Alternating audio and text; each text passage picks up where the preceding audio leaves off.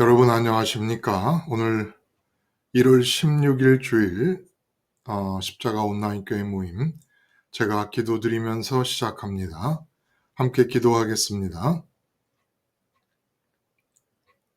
하나님 아버지, 저희를 온라인상에서 이렇게 만나게 인도하여 주심을 감사합니다. 오늘도 십자가를 생활화하는 삶의 넓이와 깊이에 깨달음을 허락해 주시려고 우리를 모아 주셨사오니 우리가 날마다 붙잡는 십자가의 의미와 십자가의 보물됨과 십자가의 위력을 우리가 이 시간이 끝나면 지금보다 더 크게 깨닫고 가지며 누릴 수 있게 하여 주시옵소서. 마지막 시간까지 주의 성령께서 함께 해주심으로 우리의 십자가 생활화에 진정한 진보가 이루어질 수 있는 시간이 되기를 바라오며 예수님의 이름으로 기도드리옵나이다. 아멘. 여러분, 오늘 우리가 이제 두 개의 설교를 가지고 나누겠어요.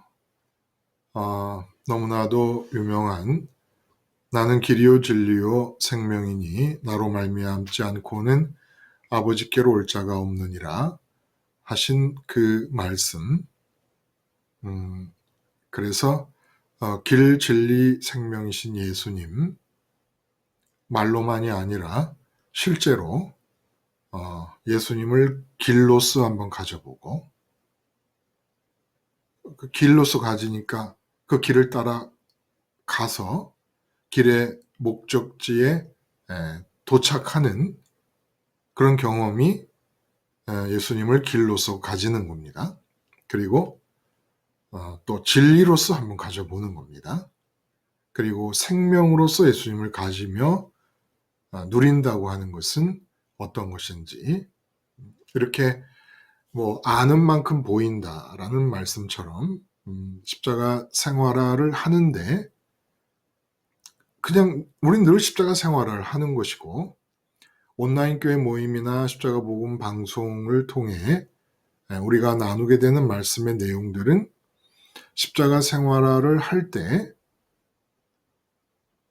우리에게 어떤 일이 일어나는가, 아니면 십자가로 사는 삶의 이모저모는 어떻게 이루어져 가는가, 이런 것들을 계속해서 알므로써 아는 만큼 보인다라는 말씀처럼 또 아는 만큼 누린다라는 그런 이야기처럼 우리 십자가 생활화에 진가를 더해가는 겁니다. 나는 길이요 진리요 생명이다. 아버지께로 올 자가 없다. 그리고 두 번째, 예수님 하나님 관계를 이식받자. 그러니까 이제 이식받는다라는 표현을 쓴 까닭은 이 사람이 태어날 때 오리지널 장기가 있잖아요. 내가 내 몸에 갖고 태어나는 심장, 신장, 위장, 폐 이런 것들이 있는데 장기 이식이라는 것은 이렇게 오리지널하게 내 몸에 담겨져 있던 장기가 아니고 다른 사람이 쓰던 장기를 받는 거잖아요. 그런데 하나님과의 관계는 이 세상 그 누구도 오리지널한 관계를 자기에게서 출발하는, 그래서 하나님과 관계가 성립되는 그런 오리지널한 관계를 맺을 수 있는 사람은 세상에 없다.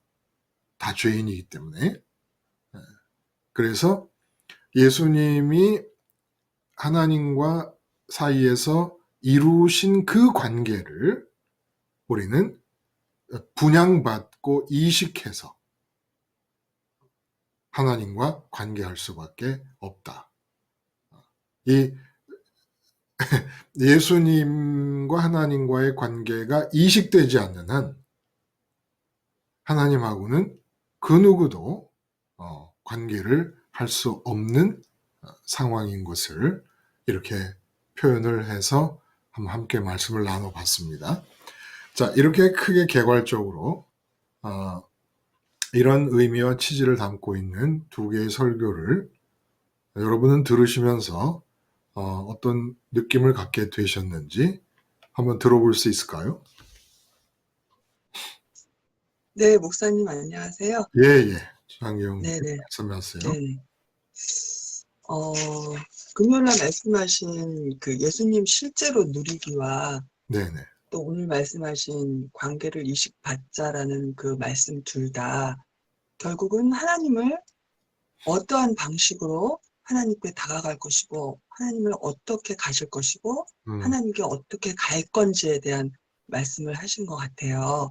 그렇죠. 네네. 그 요한복음 이제 말씀을 지금 계속해서 들으면서 저에게 느껴지는 건, 이런, 하나님께서는 이런 예수님을 저에게, 주시고자 하시고, 또 주신 예수님을 내가 가질 때, 그런 어떤 이 실제로 갖고 그러니까 하나님과 예수님과의 관계처럼 저 또한 그 예수님 안에서 하나님과의 관계를 갖는 거에 대해서 굉장히 이렇게 많이 이렇게 고민하게 하시고 또 실제적으로 깨닫게 하시는 가운데 제가 하나님 한테 직접 이제 직접적으로가 아니라 결국은 너는 예수님을 통해서 내 아들 예수를 통해서 나에게 와야 되는데 그렇다면 그 방법은 저한테 어떻게 왔었냐면요. 하나님 아버지를 이제 통째로 예수님께 이렇게 넣어주시면서 저보고 이렇게 가지라고 주시는 것 같은 그런 느낌이 계속해서 들었어요. 예. 하나님 아버지 자신을 예수님 네. 안에 넣어주시고, 네. 그 예수님을 저한테 이렇게 주시는 것 같은 느낌으로 지금까지 온 것 같아요. 요한복음을 시작하면서 네네. 지금까지. 그래서 그렇다면 이게 왜 그러한 방식으로 저한테 예수님을 주시는 걸까 생각했더니 결국 제 안에는 그 어떤 죄된 본성으로 인해서 그 주시고자 하는 걸 이렇게 거부감 없이 이렇게 온전히 받아들일 수 있는, 제가 못 되는 거예요. 예, 그 거부 반응을 일으킨다라는 말씀을 하셨는데, 그 이유는 뭐냐면은, 아직도 제 안에 어떤 그런, 깔끔하게 이렇게 처리되지 않은 그런 어떤 핑크빛 미래에 대한 어떤 그런 게 남아있어서 그런 게 아닌가라는 그런 느낌을 많이 받았고요. 그래서 결국, 내 아들 예수와 너가 하나 되려면, 결국, 그 거부 반응을 십자가 앞에서 많이, 없앨 수 있고, 그 십자가 자리에서 너가 함께 죽어야만이, 그것을 없앨 수 있다. 그래서 온전히 나에게 와야, 나를 가질 것이다라는 그런 말씀을 계속해서 주시면서 아무튼 저는 어쨌든 그 어미 캥거루가 정말 아기 캥거루를 품듯이 제가 예수님 안에 그렇게 있어야 되겠구나. 그런 생각을 계속해서 하게 이렇게 됐어요. 네네 깨닫게 됐습니다. 맞죠. 결국 이제 십자가 생활화를 하는 거예요. 십자가 생활화를 하는 것인데, 지금 말씀하신 것처럼 캥거루가 새끼를 담고 있듯이 내가 그렇게 예수님과 연합하는 상태를 이루어야 되겠다라는 그 더 강한 자각, 더 강한 깨달음, 그리고 십자가 생활화의 더 강한 필요성. 결국 우리가 말씀을 나누는 것은 자꾸 그렇게 십자가 생활화에 대한 자각과 필요성에 대한 절실한 느낌과 이런 것을 강화시켜 나가는 데 목적이 있는 것이고, 또 십자가 생활화를 할 경우에 하나님과 예수님과 성령님 삼위일체 하나님과 나와의 관계는 어떤 면에서 어떻게 성숙하고 연그러 가는 것인가를 또 우리가 말씀을 통해 계속 보는 것이고, 또 이 땅에서는 그렇게 하늘에서 삼일체 하나님과 내가 하나를 이루어가는 그런 중에 이 땅에서는 어떤 일들이 일어날 수 있는 것인가에 대한 이야기를 자꾸 함으로써 십자가 생활의 농도를 점점 진하게 하는 것입니다. 결국은. 근데 그런 면에서는 지금 장교님 말씀하시는 것이 아주 복음 방송과 온라인 교회를 허락하신 그 취지에 맞추어서 잘 진행되고 있다는 것을 제가 느낄 수 있어서 좋아요. 좋고, 그리고 또 하나님께서 당신 자신을 나한테 주시는 방식이 예수님 안에 넣어서 당신을 예수님으로 포장을 하듯 하시고, 그리고 내가 예수님께로 감으로써 갖게 하신다. 그런데 구태여 예수님을 통해 주시려고 하신 이유가 뭔가? 결국 예수님은 십자가 예수님을 말씀하는 건데, 십자가를 통해서 이 세상에 대한 그 미련과 애착의 잔재들, 그것 때문에 예수님과 온전히 결합할 수 없으므로 예수님 안에 들어간 하나님도 내가 온전히 가질 수 없고, 근데 예수님 안에, 십자가 예수님 안에서 하나님을 만날 수 있게 해주심으로써 끊임없이 예수님과 하나 되는데 거부 반응을 일으키는 세상에 대한 애착이나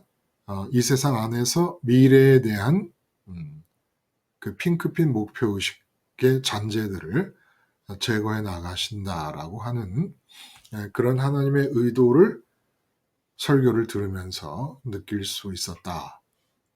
좋지요. 그 하나님의 의도가 그에 맞죠. 그렇게 당신을 주시려는 의도를 이런 예수님 십자가 사건과 얽혀있는 다양한 내용들을 통해서 우리들에게 드러내 보여주고 계시는 거죠. 혹시 다른 분은 또 어떻게 들으셨는지 한번 얘기를 해보실 수 없을까요? 네, 목사님 안녕하세요. 네. 말씀하세요. 예. 저는 이제는 금요일 날 말씀하신 길, 진리, 생명, 네네. 이 말은 정말 저랑 관계가 없고 너무 그냥 멋있게만 네. 글에 쓰여 있는 그런 성경 구절이라고 그러니까 생각을 액자 했어요. 같은데 이렇게 붓글씨로 써서 걸어놓은 그런 성경 기절일 수 있어요. 그렇죠? 네, 그 길이 무슨 길인지도 모르고 어떤 길을 말하는지도 모르고 진리도 무엇이 진리인지도 모르고 생명은 또 뭐야? 이제 이런 식으로 저랑 관계없는 성경 구절이라고 생각했는데 이제 말씀을 듣고 길이라는 거는 그 거리감이라는 거라고 말씀하셨어요. 네, 근데 거리. 네, 네. 하나님과 저 사이에 거리감을 말하는 그 길을 말하는데 그 간격을 말하는데 그 간격은 세상 때문에 길어지는 길이잖아요. 하나님이랑 간격이 없어야 되는데 그 간격 사이에 세상이 들어와서 그러니까, 네, 맞아요. 예, 그래서 이 간격을 없애는 방법은 아버지와 간격을 없애는 방법은 단 한 가지. 십자가랑 나랑 연합하는 게 간격을 없애는 방법이고 또 이제 진리라는 말씀을 하셨는데 아이고 진리는 이제 내가 아버지를 불렀을 때 정말 아버지가 내 목소리를 듣고 나를 1대1로 만나 주시고 음, 그거에 내가 아버지를 불렀을 때 아버지의 반응을 내가 느끼는 거. 음, 근데 제가 아버지의 반응을 언제 느꼈냐면 음, 간격을 없을 때, 간격이 안 생겼을 음, 때 아버지를 불렀는데 아버지의 응답은 가슴으로 딱 오는 게 아버지 있음을 느끼는 것이 음, 아버지의 응답이라고 저는 느꼈어요. 네, 뭐 아버지가 아우 뭐 얘야 뭐 이런 게 응답 뭐 너 잘 될 거다 이게 아니라 간격이 없을 때 내가 아버지를 불렀을 때 어, 아버지가 계시는구나. 음, 아버지의 계심을 내가 느꼈을 때 아버지 앞에서 있는 나가 하늘에서 살 수 있는 나의 생명이구나. 음, 아버지를 느끼는 내가 아버지를 못 느끼면 나는 천국에서 살 수 없고 음, 아버지를 느꼈을 때 내가 정말 천국의 생명을 갖고 있는 사람이구나. 그래서 저는 그러니까 길과 진리 생명 이게 너무너무 나랑 거리가 먼 단어였는데 음, 이제 설교를 듣고 나서 길, 진리, 생명이 결국은 십자가 생활에서 일어날 수 있는 그런 정말 이 멋있는 말을 내가 실제로 가질 수 있구나. 음, 길이라는 게 아마 길? 그래. 아버지와 간격 없애는 거, 십자가에서 죽는 거, 진리. 내가 불렀을 때 아버지 응답을 저도 들어야 되잖아요. 그렇죠. 네, 어, 저도 진짜 중요한 거는 저도 느껴야 되는데 그 느낌이 아버지가 살아계셔서 음, 나의 존재가 없어질 때, 음, 그리고 그 아버지 앞에서 나의 존재가 없어지는 나를 느꼈을 때 정말 천국에서 살 수 있는 게 아닌가 그런 게 네, 묵상을 하게 됐어요. 예, 예. 그, 그렇죠. 그 말씀하신 대로, 내가 곧 길이요, 진리요, 생명이다라는 이 말씀은, 어, 무슨 의미인지 잘 모르는데, 멋있다는 말씀이 맞죠. 참 멋있는 말씀이고, 어, 근데 참 의외로, 진짜 의외로, 이거를 정확하게, 내가 길이다, 진리다, 생명이다 할 때 길과 진리와 생명의 의미를, 어, 아는 것처럼 보이는 이 글이나 가르침이나 이런 걸 별로 이렇게 접해보질 못한 것 같아요. 아직 제가 손에 쥐고 있는 정보들은, 신학적인 정보들은 부족해서 그런지는 모르겠습니다만은, 그래서 제가 그 이유를 좀 생각을 해본 거예요. 왜 이렇게 어려워할까, 이 말씀을. 그래서 설명을 한다고 하는데, 그냥 전부 그야말로 중구난방이라는 느낌을 받게 돼요. 그래서 그 문장을 자세히 들여다봤더니 내가 길이요 진리요 생명이니 나로 말미암지 않고는 아버지께로 올 자가 없다. 그러니까 문장의 형식은 내가 길이요 진리요 생명이다라고 해서 길과 진리와 생명이 예수님을 묘사하는 것처럼 되어 있지만은 실제로 주된 내용은 이게 주된 하니까 집사람이 제발 주된 하지 말고 주된이라고 하라고. 주된 내용은 아버지께로 올 자가 없다라고 하는 것에 초점이 맞춰져 있는 겁니다. 그러니까 아버지께로 이 세상에 사는 사람의 마음이 가고 오려면 길이 필요하고 진리가 필요하고 생명이 필요하다라고 봐야 길과 진리와 생명이라고 하는 의미가 살아난다는 거예요. 그런데 그 아버지께로 오기 위하여, 내 마음이 아버지께로 오기 위하여 길과 진리와 생명이 절대적으로 필요한데 그 길과 진리와 생명이 곧 예수님이시다. 이렇게 이해를 해야 길과 진리와 생명에 관한 이야기가 개념이 분명해지고, 또 우리가 십자가 생활화를 하면서 이 길과 진리와 생명이라는 단어가 가리키는 그 내용이 우리에게서 이루어지고 있는 거예요. 근데 그걸 모르고 그렇게 하는 것보다는 이게 지금 예수님 십자가에서 내가 함께 죽었다는 자아의식으로 살고 있는 동안에 이 아버지와의 간격인 길이 극복이 되고 있구나. 내가 하나님이라고 부르는 이 이름이 아버지께 들리고 있구나. 그리고 내가 하늘에서 천국에서 볼 때 바로 내가 지금 살아있는 사람이구나. 하나님은 살아있는 사람의 하나님, 산자의 하나님이라고 그러셨는데 내가 지금 이게 살아있는 거다. 그러면 나와 같지 않은 지금 이 회사의 최 부장님은 어떤 상태인가? 이거는 천국의 입장에서 볼 때는 이분은 지금 생명이 없는 상태구나. 이게 이런 거였구나. 나는 생명이 있는 상태고 지금 사장님도 생명이 없는 상태로 살고 있는 거네. 사장님에게는 하나님과의 간격이 극복되는 길이 안 보이고 있는 상태에서 살고 있구나. 사장님은 온통 진리가 아닌 헛됨과 거짓됨 속에 휩싸여서 살고 있구나. 세상을 보는 이 관점 자체가 완전히 바뀌어야 된다는 겁니다.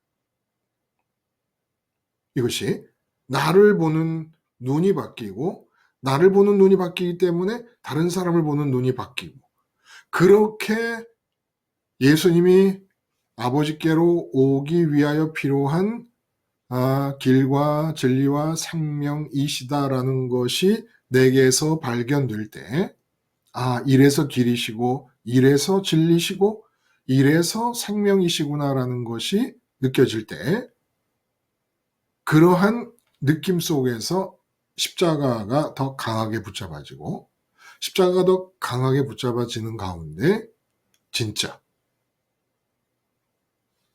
오늘 아침에 우리가 함께 말씀을 나눴던 그런 관계, 아버지가 내 안에서 말하시고 아버지가 내 안에서 행동하시는 그런 깊은 관계까지 들어가는 겁니다. 그러니까 이 두 설교를 통해서 우리의 이야기가 전개되는, 우리 이야기의 맵, 지도를 그려보자면 이 길과 진리와 생명이라고 하는 말씀을 통해 아버지께 오는 것에 대한 이야기가 되면서, 아버지께서 온다는 얘기는, 아버지께 온다는 건 장기용님 말씀하신 것처럼 결국은 아버지를 만나는 것입니다. 아버지를 만나는데 본문에서는 아버지를 안다, 아버지를 본다 이렇게 표현을 합니다. 그래서 아버지를 보고 아버지를 아는 삶이 길과 진리와 생명이 내 인격에 적용되어서 도달하는 상황이에요. 길과 진리와 생명이 내 것이 되면, 그래서 길을 누리고 진리를 누리고 생명을 누리면 아버지를 보고 아버지를 아는 상황이 되면서, 그렇게 보고 아는 상황이 깊어지면서 오늘 본문의 말씀대로 아버지가 내 안에서 당신의 말씀을 하고 계시고 당신의 일을 하신다라고 하신 것처럼, 그렇게 예수님과의 관계가, 예수님과 아버지와의 관계가 내게도 이식이 되어서 내가 일상을 살아가는데 지금 길이 작동하고 있구나, 진리가 작동하고 있구나, 생명이 작동하고 있구나. 근데 지금 내가 마주대하고 있는 사장님에게는 길이 안 보이고 있고 진리가 없이 거짓 때문에 휩싸여 계시고, 그리고 생명이 없는 죽은 상태구나라는 것이 명확해질 때, 근데 그전에는 뒤죽박죽이에요. 나도 죽어 있는데 사장님도 죽어 있고, 근데 나도 산 거로 여기고 사장님도 산 거로 여기고, 지금 길이 적용되지 않아서 하나님과의 간격은 이만큼 멀어져 있는데도 난 하나님을 믿다고 생각하고 있고, 뒤죽박죽의 혼란과 그냥 혼돈이 뒤덮여 있는 상태에서 삶을 살았다는 겁니다. 이제 이런 말씀 하나하나가 십자가 생활화를 하면서 내게 지침이 되는 거예요. 지금 나는 아버지와의 간격이 없어지고 있는 거구나. 난 지금 진리 속에 거하고 있구나. 난 지금 살아있는 자로서 이 땅을 살고 있고, 지금 다른 사람들은 죽은 자로서 살고 있구나. 그래서 제가 한 번 딱 봤네. 예? 오래전에 아이가 중학교 때쯤이나 됐는지 그 좀비 영화를 한 번 끝까지 본 것 같아요. 그거는 이 좀비 영화는 도대체 볼 수가 없는데, 좀비 영화가 이렇게 유행하는 것을 굳이 의미를 갖다 붙이자면, 이 지구의 75억 명 중에 생명이 있는 자가 누구겠는가? 생명이 없는데 살아 움직이는 75억 명의 좀비의 지구촌이 아닌가라는 그런 느낌이 든다라는 생각도 한번 해본 적이 있어요, 혼자서. 하도 젊은이들이 좀비 영화를 좋아하는 이 현상을 좀 굳이 해석을 해보자면 어떻게 해석을 하고 어떤 의미를 찾을 수 있을까? 생명이 없는 자들이 움직이며 살고 있다니 이것이 다 좀비가 아니겠는가? 그러니까 자기들의 모습을 반가워하고 있구나.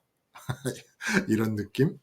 자, 여러분, 제가 오늘 본문을 이제 여러분과 함께 나누기 시작을 하면서 한 가지 질문을 좀 여러분과 함께, 여러분에게 질문을 던지는 게 아니라 우리가 함께 좀 질문을 좀 붙잡아내고 질문에 답을 좀 하면 좋겠다는 생각이 들어요. 어떤 질문이냐 하면 한번 보세요. 제가 여기 써왔는데 그 4절에 내가 어디로 가는지 그 길을 너희가 아느니라 이렇게 말씀하셨어요. 너희가 안대요. 예수님이 제자들 보고 하는 얘기가. 근데 5절에 도마가 주여 주께서 어디로 가시는지 우리가 알지 못하거늘 그 길을 어찌 알겠사옵나이까. 물론 우리는 이제 알아요. 그리고 나중에 제자들도 알게 됐어요. 그런데 이 이야기를 하고 있는 이 당신은 내가 어디로 가는지 그 길을 너희가 아느니라. 도마는 주여 주께서 어디로 가는지 우리가 알지 못하거늘 그 길을 어찌 알겠사옵나이까 이렇게 얘기하세요. 그리고 또 보세요. 7절에 너희가 나를 알았더라면 내 아버지도 알았으리라. 이제부터는 너희가 아버지를 알았고 또 보았느니라. 이렇게 얘기를 했어요. 아버지를 알았고 또 보았느니라. 근데 8절에 빌립이 주여 아버지를 보여주옵소서 그리하면 족하겠나이다. 이렇게 얘기해요. 좀 질문이 안 생겨요, 여러분? 왜 주님은 4절에 그 길을 너희가 아느니라. 내가 가는 길, 아버지께로 가는 길이죠. 십자가에 죽으시고 무덤에 묻히시고 부활하시고 승천하셔서 보좌 우편으로 가시는 그 길인데 이 당시 제자들로서는 예수님이 십자가에서 죽을 거라는 것조차 모르고 있는 상태입니다. 바로 직전이지만 십자가 순환이 시작되기 직전임에도 불구하고 제자들은 모르고 있는 거란 말이에요. 근데 왜 주님은 그 길을 너희가 아느니라라고 말씀하셨을까? 제자들의 속을 누구보다도 잘 알고 계시는 분이실 텐데 그리고 또 주여 아버지를 보여주옵소서 그리하면 족하겠나이다라는 빌립의 말처럼 지금 제자들의 상태는 이런 상태. 빌립이 대표로 얘기하는 건 아버지를 못 보고 있는 겁니다. 그래서 아버지를 보고 싶다고 말할 수밖에 없을 그런 상태인데 주님은 뭐라 그러냐면 이제부터는 너희가 그를 알았고 또 보았느니라 이렇게 얘기를 합니다.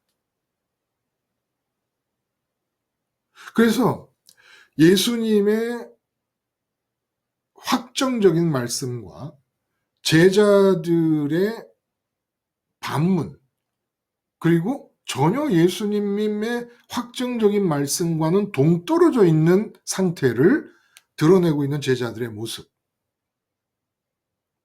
이게 왜 이렇게 반복이 될까요? 대화가 자꾸 엇갈리는데 이 엇갈림의 책임이 누구에게 있는 겁니까? 예수님에게 있다는 거예요. 아니 제자들이 아버지를 지금 못 보고 있어요. 예수님, 나를 본 자는 아버지를 보았다. 응? 너희가 나를 알았다라면 아버지도 보았으리라. 너희가 그를 보았고 알았고 또 보았. 나를 본 자는 아버지를 보았거늘 어찌 아버지를 보이라 하느냐. 근데 제자들은 예수님을 보면 예수님만 봤지 아버지를 못 봤거든요. 그걸 모르실 리가 없잖아. 제자들이 지금 당신이 말씀하시는 대로 아버지께로 가는 그 길을 가시는 거를 아느니라 라고 말씀하실 때도 제자들이 모른다는 걸 모르실 리가 없는데 아느니라 라고 말씀하시고 또 당신을 보면서 아버지를 보는 게 아님을 아실 텐데도 또 나를 보았으니 아버지를 보았다고 아버지를 알았다고 말씀하시고 왜 그랬을까요? 무슨 의미가 담겨 있을까요? 도대체 혹시 생각이 나시는 분 계세요? 이거 뭐 틀리고 맞고도 없죠.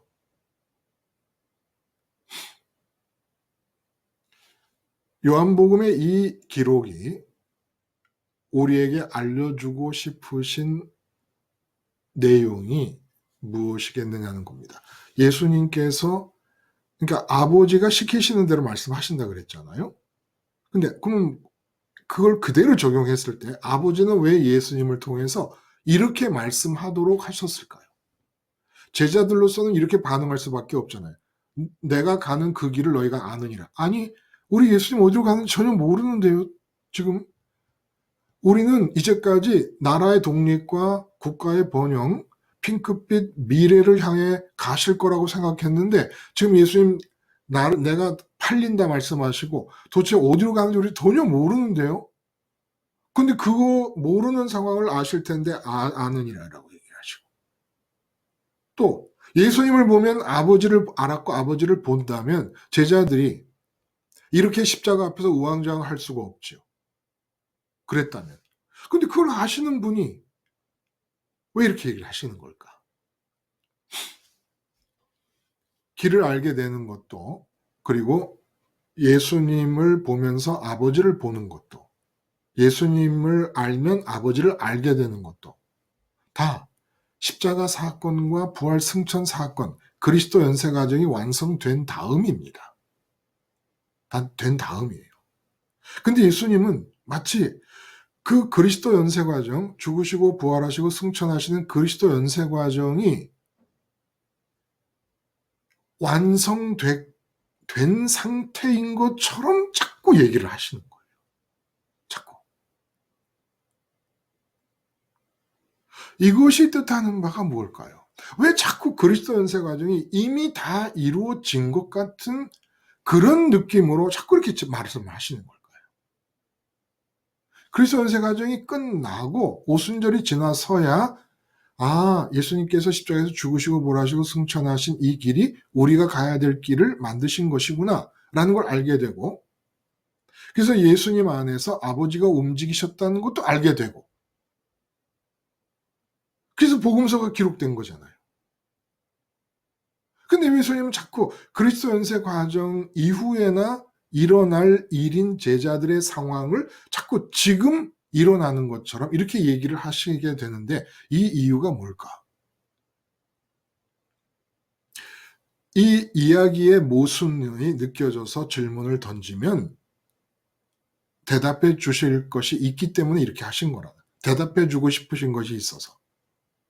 우리가 질문을 안 던지니까 그렇죠. 그게 뭐냐 하면 그리스도 연쇄 과정은 십자가에서 죽으시고 무덤에 묻히셨다 부활하시고 승천하신 이 연쇄 과정은 무시간적인 사건이라는 겁니다. 무공간적인 사건이라는 거예요. 그러니까 크로노스의 시간, 이 수평면상에서 오늘이 16일이니까 내일이 17일, 그 다음에 18일 이렇게 흘러가는 이 크로노스의 시간에서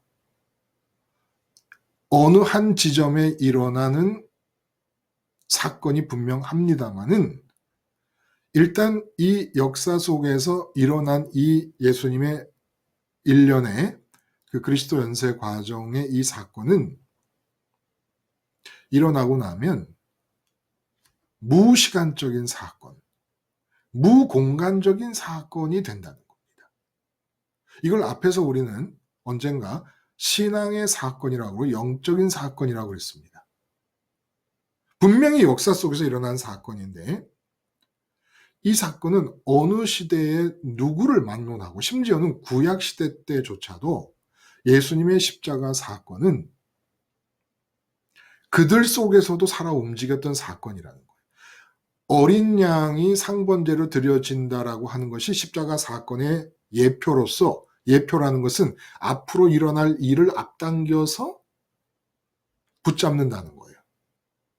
그리고 지금 우리는 일어난 일을 기억 속에서 붙잡는 겁니다. 그래서 예수님의 십자가 사건은 무시간적인 영적 원리인 거예요. 영적 원리. 그러니까 무시간적이라는 것은 완전히 여러분 거라는 겁니다. 역사 속에서 과거에 일어난 사건이라면 여러분께 될 수가 없어요. 여러분은 여기를 살고 있으니까. 지금을 살고 있으니까. 근데 십자가 사건은 무시간적인 것으로서 완전히 여러분 겁니다.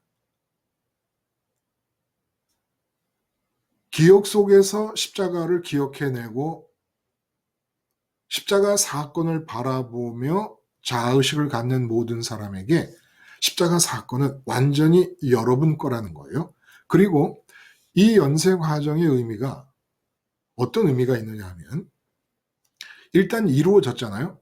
연쇄 과정이 진행되는 방향은 땅에서 누가복음에서 얘기하는 것처럼 별세의 과정, 땅을 탈출해서 하늘로 올라가는, 땅에서 하늘을 지향하는 방향이 이루어졌습니다. 근데 요한복음이 우리에게 가르치려는 것은 무엇이냐면 이 예수님의 연쇄 과정이 천국의 입장에서도 보라는 거예요.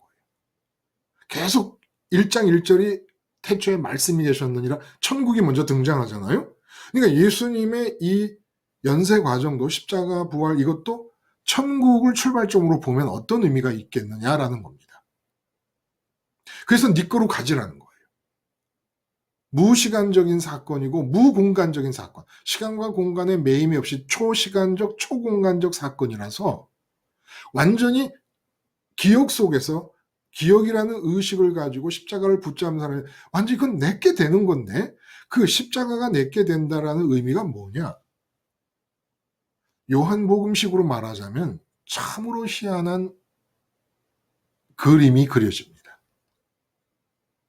어떻게 그림이 그려지냐면 누가복음식으로 땅에서 탈출하여 하늘로 올라가는 방향이 아니라 이 예수님의 똑같은 과정, 십자가에서 죽으시고 부활하시고 승천하시고 우편에 이르신 과정을 요한복음처럼 천국을 출발점으로 보게 되면 이런 이야기가 되는 거예요. 제가 서울과 강릉 간 200km의 거리입니다. 그래서 강릉에서 서울을 가려고 해요.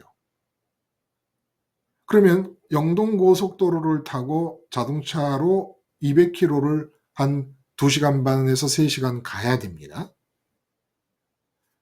근데 한번 이런 상상을 여러분 한번 해보세요. 내가 자동차로 땅바닥에 깔려있는 도로를 달려서 200km를 달려서 서울에 도착하는 게 아니라 서울에서 보면 이 강릉이 동쪽이니까 서울의 동쪽 끝을 잡아당겨서 200km 정도 잡아당겨 고무줄 늘리듯이 늘려요. 늘려가지고 강릉 어느 곳에 딱 붙잡아 맸습니다. 그런데 내가 그 서울 동쪽 끝을 쭉 늘려가지고 강릉에 매놨을 때 그게 길이잖아요. 그렇죠? 길이 쭉 고무줄처럼 늘어져 있는 그게 길이 돼버렸잖아요. 근데 사실은 서울의 동쪽 끝이란 말이에요. 강릉까지 와 있지만. 그래서 내가 거기를 올라타자마자 딱 고리를 걸어놨던 게 풀리면서 그 늘려놨던 서울 동쪽 끝이 수축하고 줄어들면서 나를 서울로 끌고 가는 것. 이런 그림이 된다는 거예요. 요한복음식으로 보면. 하늘에서 하나님과 예수님이 하나이십니다. 서로 마주 보시며 아버지 안에 예수님이 들어가시고 예수님 안에 아버지가 들어가십니다. 이렇게 하나 되신 관계를 예수님의 그 연세가 그리스도 연세 과정을 거꾸로 부활의 자리까지 끌어내리시고 무덤의 자리로 끌어잡아당겨 고무줄처럼 늘리시고 십자가까지 늘여놓으십니다. 그러면 십자가에서 누군가가 나 예수님과 함께 이 세상에 대해서는 죽은 자야라고 해서 마음과 의식에서 있음을 느끼고 좋음을 느끼는 의식과 마음에서 세상을 끊어버립니다. 고리를 끊어요. 그러면 지금 하늘이 고무줄처럼 늘어져서 십자가까지 와 있는 상태였단 말이에요. 근데 내가 마음이 올라타면 그 마음이 고리가 풀리면서 십자가에서 무덤으로 부활로 승천의 과정을 거쳐 우편까지 가게 된다는 겁니다. 요한복음이 그리는 예수님의 길이 이런 길이라는 거예요. 천국을 먼저 얘기해 놓고 예수님의 길을 얘기하십니다. 그러면 분명히 땅에 오셨던 분이기 때문에 죽고 부활하고 승천하시는 누가복음의 방향을 그릴 수밖에 없지만 요한복음의 취지를 따라 그 그림을 다시 그려보면 결국은 십자가에서 죽으시고 부활하시고 승천하서 올라가신 이 길은 하늘에서 계획된 것이었기 때문에 하나님께서 하늘을 출발점으로 보면 승천을 하강으로 잡아당겨서 예수님과 하나님이 하나 되신 그 관계를 잡아당기는 겁니다. 서울의 동쪽 끝을 강릉까지 잡아당겨서 고무줄처럼 늘여놓은 것처럼 하나님과 하나 된 관계를 늘여서 부활로 무덤으로 십자가까지 끌고 온 거예요. 그래서 누구나 이 십자가가 내게 된다는 것은 마치 서울과 강릉 간에 우리 안방에서 서울의 동쪽 끝을 끌어와서 사람 하나가 앉을 수 있을 정도로 우리 집 마당에 늘 갖다 걸어 놓는 겁니다. 그러면 아무 때나 동쪽 끝이 고무줄처럼 늘어져서 우리 마당 앞에 와 있기 때문에 거기 올라타면은 1초도 안 걸려서 그냥 서울로 뚝 가서 도착을 해버리는 것 같은, 이게 십자가를 내 거로 갖는다는 것의 의미라는 거예요.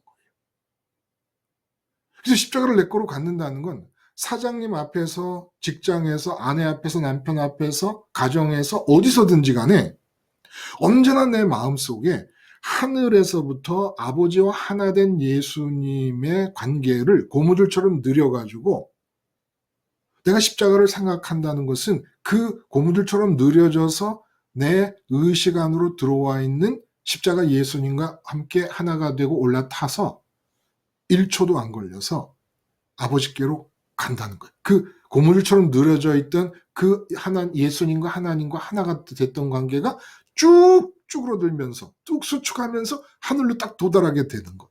언제 어디서나 무시간적으로 무공간적으로.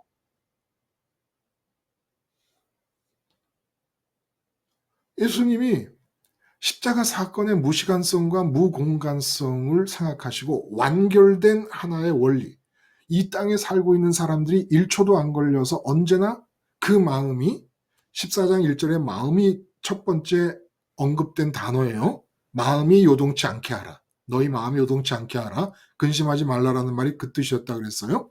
그 마음이 어떻게 우리가 하늘로 갈 수가 있는가? 십자가 예수님의 사건을 무시간적, 무공간적인 사건으로서 모든 사람에게 자가용으로 줘버립니다. 주십니다. 그럼 그 십자가를 기억하고 있으면 언제 어디서나 내 마음이 하늘로 십자가에 올라타기만 하면 하늘에서부터 쭉 고무줄처럼 느려가지고 십자가까지 와 계시는 거기 때문에 십자가 사건은 하늘로 이어지는 탑승 의자인 거예요. 올라타면 슉 하고 올라가는 겁니다. 고리가 풀리면서. 고리가 이렇게 걸려 있다가 이게 십자가란 말이에요. 그럼 고리가 이렇게 걸려 있는데 내가 여기를 타고 올라타면 이게 아래로 축 하면서 고리로부터 떨어지면서 쭉 올라가 버리는 거죠. 미래에는 서울과 강릉 간에, 서울과 부산, 서울 여수, 서울 목포 간에, 서울 이런 서울과 저기 뉴욕 간에 LA LA를 태평양 건너가지고 쭉 잡아 내려가지고 서울에다 딱 갖다 두면 그 올라타면 슉 가버리는,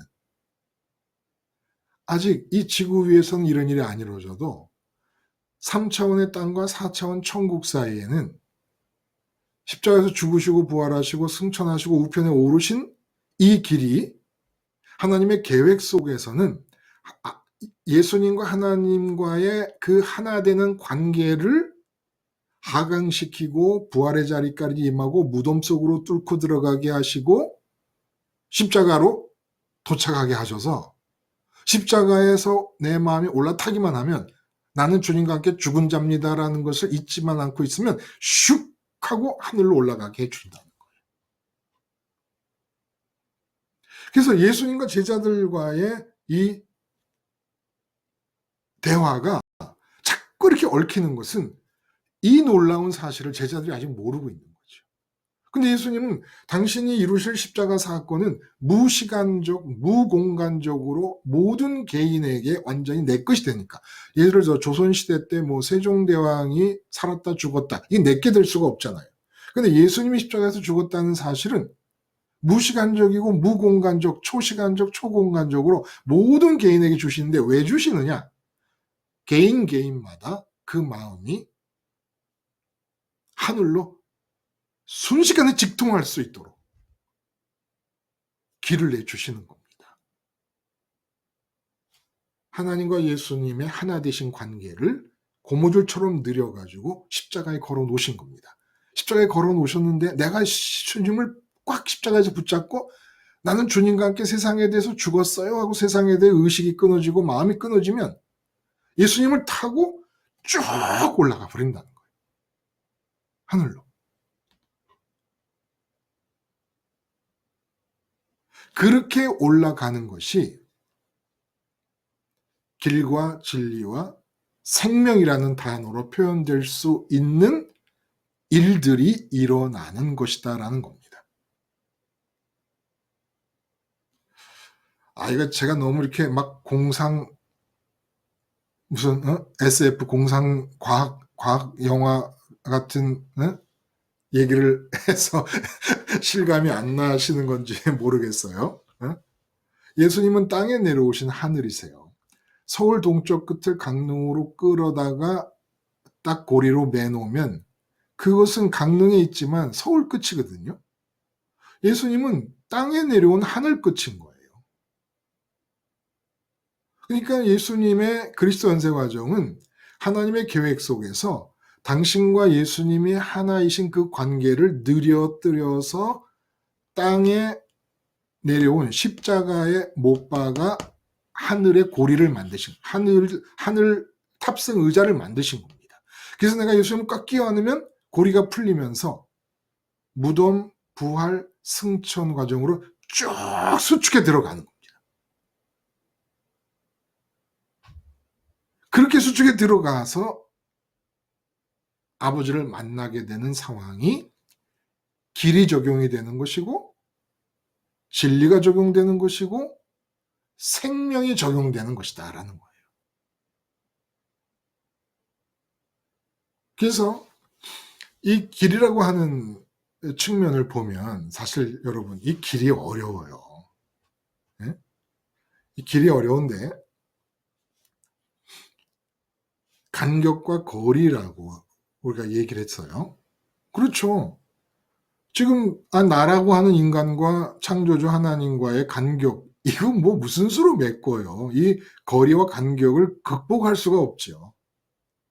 근데 창조주와의 거리와 간격은 고사하고 제가 지금 현재 상황이 만약에 계좌에 돈이 하나도 없는 상황인데 내가 10억을 가졌으면 좋겠다 하면은 지금 현재 계좌의 상황과 10억이 들어있는 계좌의 상황은 거리가 있잖아요.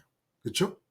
그러면 이 거리를 극복하려면 어떤 노력을 기울이면 여러분 계좌에 10억이 들어가는 상황에 도달할 수 있습니까? 쉽지 않잖아요. 그렇죠? 근데 하나님과의 거리는 창조주요 주권자요 거룩하시며 뭐 영광스러우신 분이고 나는 추악하고 더럽고 인간이고 피조물이고 이런 간격, 이런 교리적인 간격 외에 실제적인 의미를 간격으로 얘기하자면 하나님 바로 앞에 하나님과 나 사이에 아무것도 끼어 있지 않은 그런 정도로 하나님 바로 앞에 간다는 것이 뜻하는 바는 돈 10억 좋다고 생각하잖아요. 그렇죠? 이렇게 좋다고 생각했을 때 돈을 좋아하는 사람이 10억을 벌고 그 다음에 100억을 벌고 싶고 그 다음에 재벌되고 싶고 그 다음에 애플사 같은 회사의 CEO가 되고 싶고 오너가 되고 싶고 그러면 그 간격이 어때요? 엄청나잖아요. 그렇죠? 근데 그래도 또 간격이 벌어져요. 또 원하는 게 또 생겨. 또 원하는 게 생겨. 자꾸 원하는 게 생겨서 거리와 간격이 벌어져요. 대통령이 됐다고 끝납니까? 자꾸 그 중국의 시진핑 같은 분 보면 당 주석이 됐어요. 그러면 10년 임기인가 임기가 끝나면 물려주면 되는데 그거 싫다는 거예요. 그래서 종신형으로 바꿔버렸습니다. 자꾸 간격이 생기는 거예요. 왜냐하면 바라는 게 있게 되니까. 이 지구상에서는 간격이 없어지는 일이 불가능합니다. 근데 하나님 앞에 가잖아요. 하나님과 나 사이에 틈새가 없을 정도로 가까이 아버지께 가잖아요. 그러면 어떤 일이 벌어지느냐? 더 이상 아무것도 바라지 않는 좋음이 주어지는 겁니다. 근데 이 세상에서 좋음을 얻어보면 그 좋음은 의미가 퇴색하고 다른 좋음을 원해서 간격이 벌어지고 그러면 또 거기로 가려고 그래요. 그리고 또 거기 도착해보면 또 다른 좋음을 향해 간격이 벌어지고 글로 가려고 그러고. 근데 그렇게 하기가 얼마나 힘들어요. 10억 벌기도 힘들고 100억 벌기도 힘들고 삼성이나 LG에 오너 되기도 힘들고 그리고 시진핑 같은 분처럼 13억 나라의 1등이 되는 것도 어려운데 1등 되고 보면 또 원하는 게 있어요. 그런데 도대체 뭘 얼마나 좋길래 그분 앞에 가면은 아무것도 사람이 원하는 게 생기지 않느냐는 겁니다. 그 정도로 좋은 분이에요. 이 세상에서 시진핑 주석의 자리에 올라서는 게 75억 명 중에 몇 명이 됩니까? 세 손가락에도 안 들어가잖아요. 근데 그렇게 가도 또 원하는 게 있어서 거리가 생기거든요. 내가 가야 될 거리가. 근데 하나님은 그런 똑같은 성정을 갖고 속성을 가지고 있는 인간이 하나님 앞에 서게 되면은 더 이상 다른 것을 원해서 간격이 생기지 않을 만큼 좋은 분이니까 시진핑 주석 같은 자리에 서기도 그렇게 힘든데 아예 시진핑 주석 자리에 섰어도 또 간격이 생길 수밖에 없는 그런 자리인데도 거기에 서기가 얼마나 힘들어요. 그런데 아예 아무것도 더 이상은 간격이 안 생기는 자리가 아버지 앞이라는 거예요. 그럼 거기 어떻게 가겠어요? 그런데 회사에서 직장에서 내 자가용인 무시간적이고 무공간적인 십자가 하늘을 고무줄처럼 느려서 십자가에 나의 의자처럼 예수님이 달려 죽으신 거예요. 그래서 그 예수님을 내가 끼워안기만 하면 회사에서도 모든 사람이 회사 안에서 간격을 두고 그 간격을 극복해서 승진하고 월급을 더 많이 받으려고 하는 그런 간격을 극복하기 위해 애쓰고 살고 있는 동안에 나는 시진핑 주석 위치에 서서도 경험할 수 없는 13억의 왕이 돼도 경험할 수 없는 더 이상 어떤 간격도 생길 수 없을 만한 그렇게 좋은 자리로 간다는 겁니다. 길이라는 의미가 거기 있다는 거예요. 내가 길이다라고 예수님이 말씀하실 때 그 길은 무슨 의미가 있느냐? 더 이상은 극복해야 될 간격이 벌어지지 않는 곳이 아버지라는 거예요. 아버지께로 올 자가 없다 그랬는데 아버지께로 오고 나면 더 이상 길이 필요가 없다는 겁니다.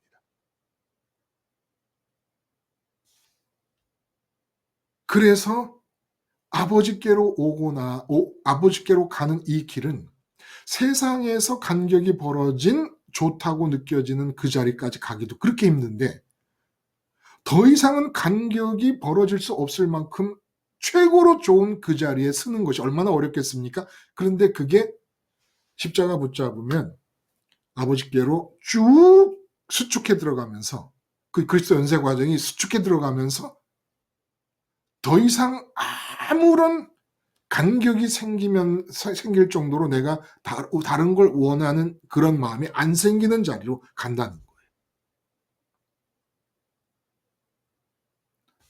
아버지께로 올 자가 없다.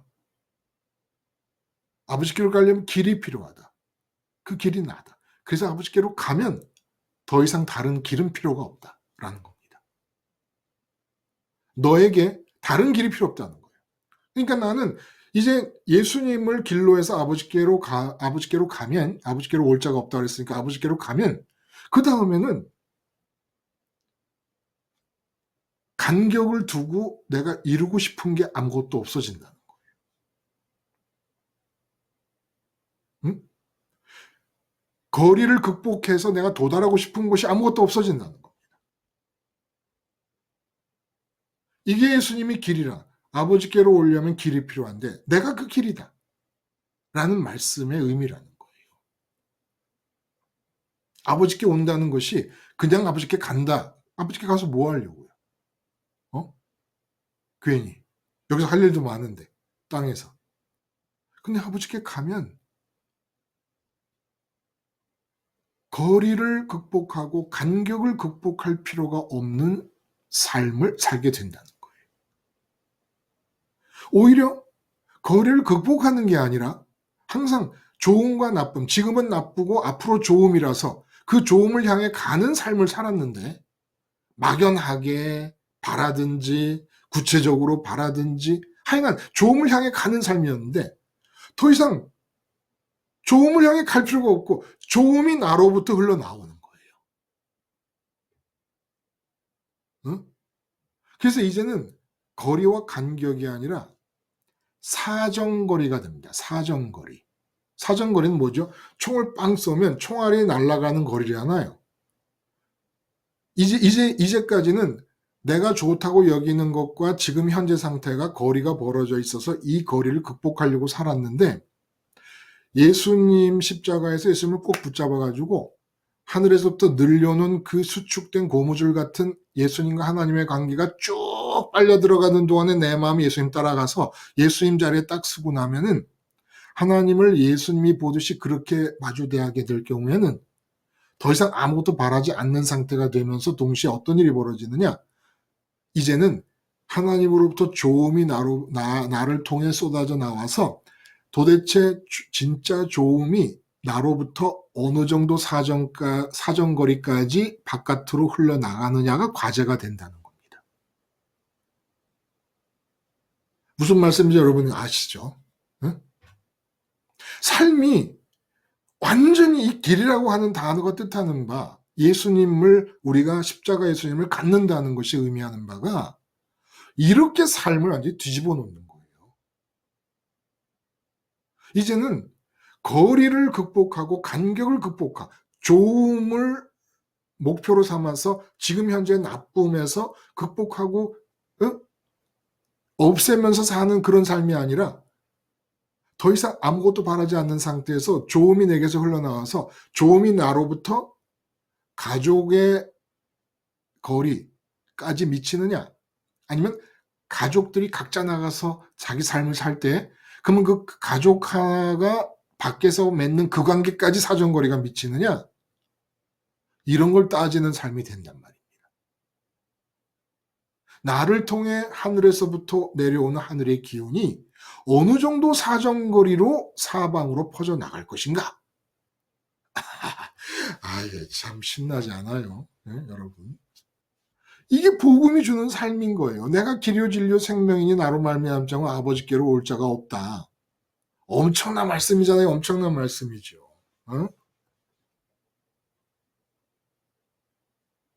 근데 문제는 뭡니까? 안 타니까 하늘에서 고무줄처럼 느려가지고 십자가에 딱 예수님을 고정시켜 놨는데 내가 붙들기만 하면 풀려갖고 쫙 올라갈 거거든요? 안 타니까. 그리고 또 안 타는 것이 문제가 아니라 타서 또 가서 집이라고 표현, 집. 집이 의미가 머무름을 말합니다. 머무름은 내가 계속해서 이 땅에 있는서 눈 뜨고 살고 있는 동안에 십자가에서 죽은 자라는 자의식이라고 했어요. 자의식. 나의 정체성이에요. 나는 누구냐? 대한민국에 태어난 태승철이냐? 뭐 아내 서미경이라는 여자의 남편이다. 뭐 아들의 아버지다. 이런 게 아니라 나는 십자가에서 죽은 자라는 자의식이 제일 처음에 있을 때. 처음에 유지될 때 내 마음이 하늘에서 머문다는 겁니다.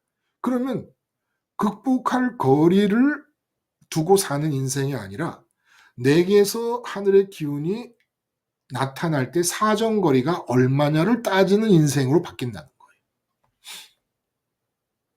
그리고 진리라는 거 말씀드렸지만 우리 지금 김수희 님도 그런 말씀 하셨습니다만 진리다. 진리의 삶, 예수님 아버지께로 오기 위해 필요한 길과 진리 중 길과 다음에 진리인데 이 진리가 도대체 뭐냐?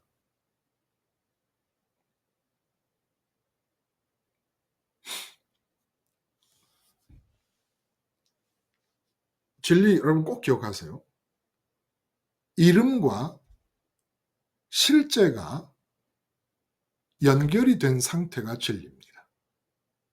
이름과 실제가 연결이 된 상태가 진리라는 거예요. 그러니까 예를 들어 행복이라는 단어를 여러분 한번 떠올려 보세요. 그래서 그 행복이라는 단어를 떠올리면서 이제 노총각 최 과장이 생각을 하는 겁니다. 어느 날 갑자기 보는데 그 김대리 이제 여자예요. 김대리가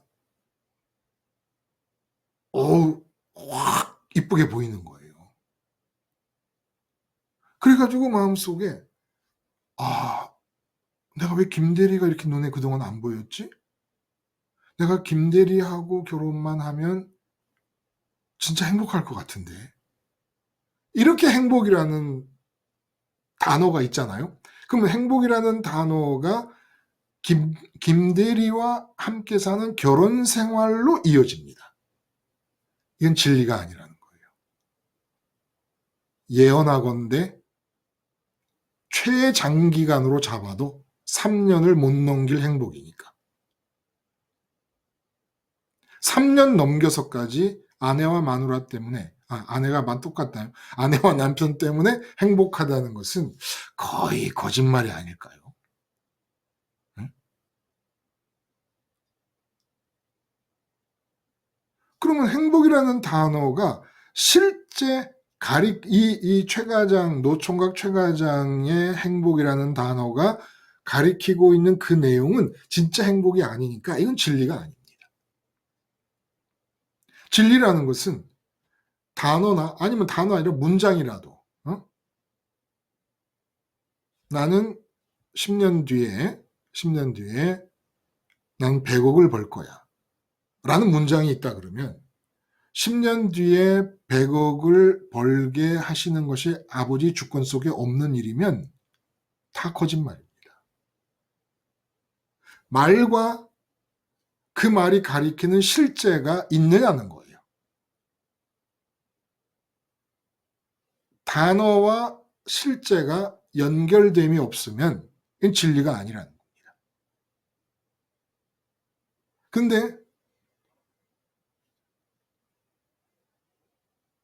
길과 연결돼서 진리를 생각하면 창조주 피조물, 거룩하시고 영광스러우신 하나님과 죄의 장아찌요 더러움과 부패로 물든 사람. 그 외에도 수없이 많은 간격이 있는데 그 간격을 손도 안 돼. 그냥 그대로 놔둬. 그냥 생겨 먹은 그대로 놔두는 거예요. 마음속에는 가정 문제, 직장 문제, 회사 문제, 돈 문제, 건강 문제, 취직 문제, 승진 문제, 나라의 뭐 대통령 선거 문제 등등 온갖 걸로 의식과 마음을 다 채우고 있는 상태에서 창조주와 피조물 전능하시고 무력하고 죄인 뭐 거룩하시고 죄인이고 하는 이 4차원에 계시고 난 3차원에 있고 이 모든 간격을 그대로 아무런 생각도 없이 놔둔 채 방치한 채 하나님을 평생 부르며 믿는다고 생각하는 거예요.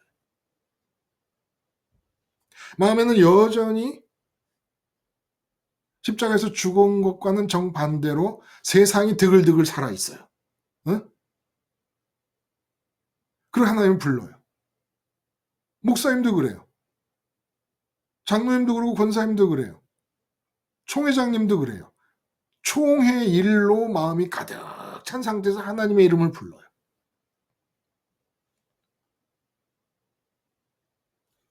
단 하나의 부름도 실제로 하늘에 계신 아버지의 귀로 들어가는 부름이 없다는 겁니다. 관계가 아예 성립이 안 된다는 거예요. 관계 성립이 안 된다. 거리를 좁히지 않고는 진리가 이루어질 수가 없다는 겁니다. 관계가 이루어질 수가 없어요. 그래서 말씀드린 대로 설교 중에도 말씀드렸지만 이사야가 이 백성이 입술로는 존경하여도 마음은 내게서 멀도다 라는 그 말씀 자체가 입술로 하나님을 아무리 얘기하고 하나님에 관한 어떤 지식을 얘기하고 어떤 신학적으로 박식해서 박사학위를 몇 개를 받아도 그 사람이 말하는 하나님이 하나님이라는 단어를 그 사람이 평생에 100만 번 썼다 하더라도 100만 번 중에 단 한 번도 하나님 귀에 들려본 적이 없는 하나님의 이름을 불렀다는 겁니다. 아예 무관하다는 거예요. 아예 무관하다. 하나님의 이름이 귀 속으로 들어간다는 것의 의미가 뭡니까? 하나님이 측근이 된다. 하나님 측근이 된다.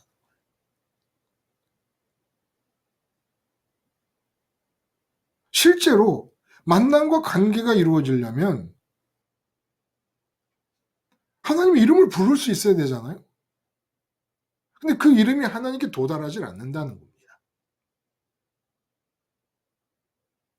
오직 예수님과 함께 십자가에서 죽은 자의 자아의식을 갖고 있을 때 세상에 대해서는 내가 마음도 의식도 죽었다. 존재감을 느끼는 의식이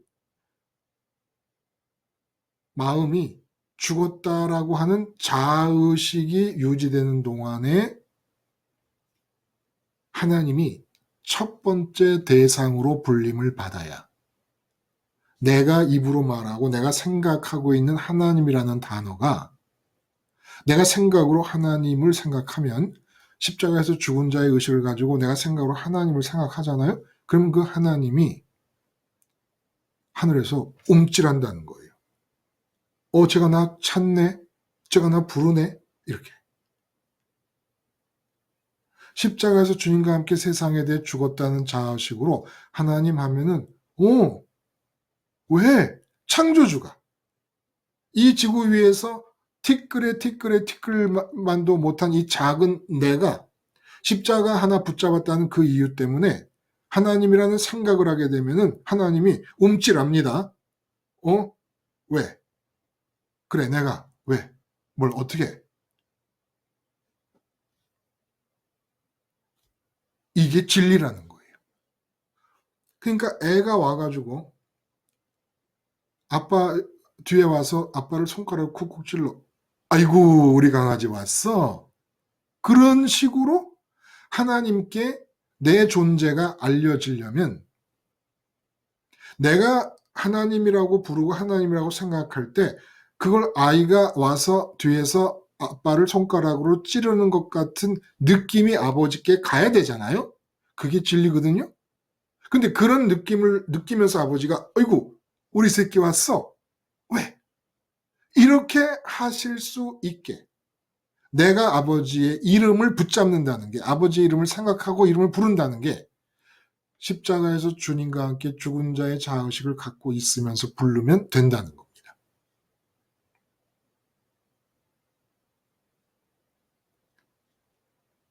이렇게 어린아이가 뒤로 와서 아버지를 손가락으로 찌르며 아빠, 아빠 그럴 때 돌아보듯이 그렇게 창조주 하나님이 여러분들에게 왜 라고 반응하기를 원하십니까? 십자가에서 예수님과 함께 죽은 자의 자아의식을 가지라는 거예요. 이게 진리라는 겁니다. 진리.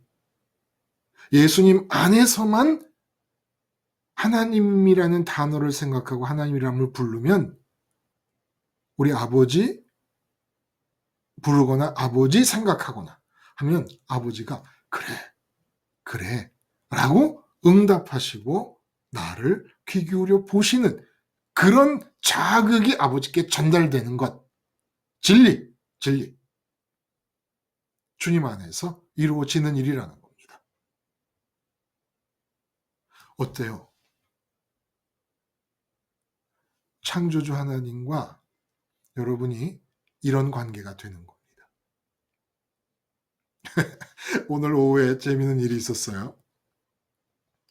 그 아들아이가 친구들하고 점심 먹고 농구 게임하고 그러다 시내로 가서 이제 거기서 집으로 오려고 했는데 그 대통령 후보 중에 어떤 분이 이 강릉 시내를 유세를 했던 모양이에요. 근데 이제 그 사람 군중팀에 끼어서 이걸 찍어 갖고 왔더라고요. 근데 바로 자기 앞으로 오더라는 거예요. 그래서 제가 그랬어요.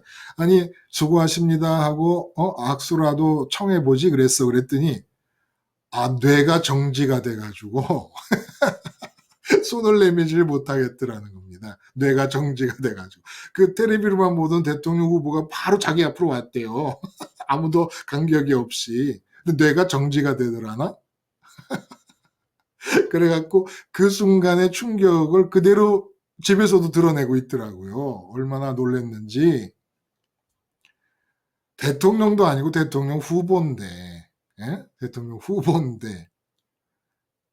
그러니까 우리가 하나님 부르고 하나님과의 관계를 맺는다는 게 실제로 우리가 참 뒷담화할 때 청와대에 있는 대통령 뭐 이러쿵저러쿵 뭐 야당의 대표 이러쿵저러쿵 말도 쉽게도 하고 잘도 합니다만은 실제로 그 사람이 딱 나타나면 내 앞에 이게 만만치 않은 거잖아요.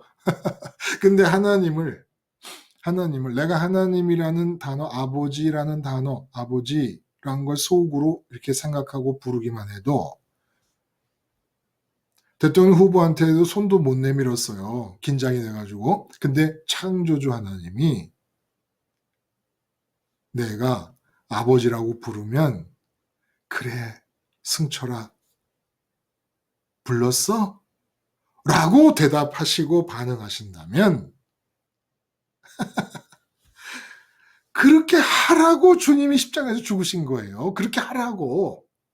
그렇게 하라. 창조주 하나님을 노예 아버지로 가지고 애가 아버지를 손가락으로 찌르면 아버지 돌아보고 아이고 우리 새끼 예? 우리 새끼 왔어. 이렇게 하라고. 그래서 주님 안에서 아버지를 기쁘게 해드리는 것은 그냥 주님과 함께 십자가에서 죽은 자의 의식을 가지고 아빠, 하늘에 계신 우리 아빠라고 부르기만 하세요. 충분히 아빠는 기쁩니다. 하늘에 계신 아버지는 여러분이 십자가 예수님 안에서 아버지를 부르기만 해도 아버지는 기쁘십니다. 이게 진리니까. 내가 부르는 그 아버지라는 음성이 내가 십자가 주님과 함께 죽은 자로서 아버지를 부르면 그 부름을 고무줄처럼 늘어져서 십자가에 와 계신 예수님께서 수축하고 아버지 앞에 딱 내 부름을 내놓으니까.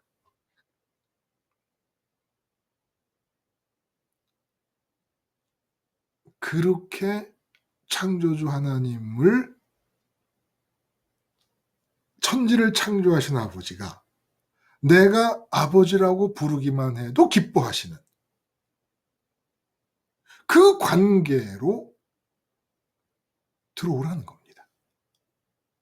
들어오라는 거예요.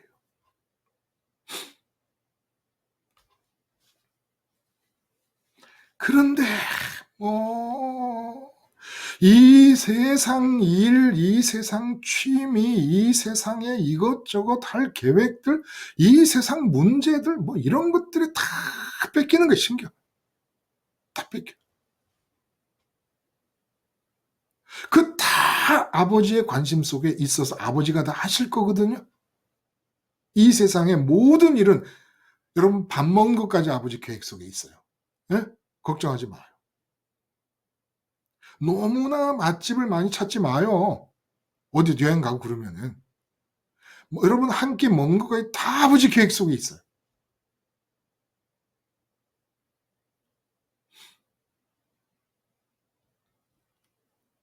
아버지와의 관계, 들리는 소리로 아버지를 부르는 것으로 시작하는 겁니다. 응? 아버지의 귀에 들리는 아버지라는 부름을 통하여 관계가 시작되는 거예요. 그 관계가 시작되기 위해서 측근의 자리에 서야 되는데 그게 거리를 없애는 것이라. 거리가 없어져야 아버지 앞에 오는 것이고 그렇게 해서 진리의 단계에 들어선 그 다음에 일어나는 일이 뭡니까? 하나 되는 거예요. 아버지와 점차적으로 하나 되어 가는 겁니다. 그럼 아버지와 하나 된다는 건 뭐냐?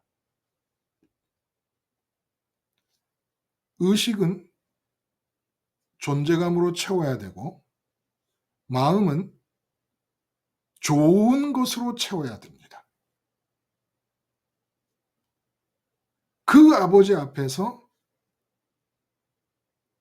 의식이 아버지의 존재감만을 느끼고 마음이 아버지의 좋음만을 느끼는 상태, 이 생명의 상태라는 거예요.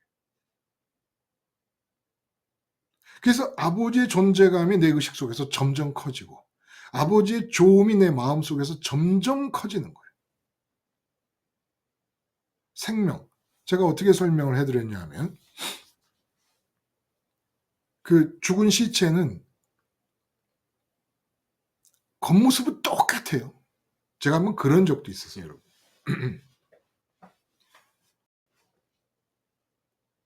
오늘 주일인데 이제 주중에 화요일 날 그 구역에 가서 구역 예배를 보기로 해서 구역 권사님과 계획을 짰어요. 이게 제가 아니네요. 제가 목사님, 동료 목사님이에요. 쟨가? 기억도 이제는 가물가물하네요. 하여간 그렇게 계획을 짰는데 그 구역 권사님이 분리수거를 하고 있었거든요. 근데 분리수거 장소가 대부분 주차장이란 말이에요. 차가 이렇게 이게 후진을 하면서 분리수거를 하는 권사님의 엉덩이를 툭 쳤는데 쓰러져서 돌아가셨어요.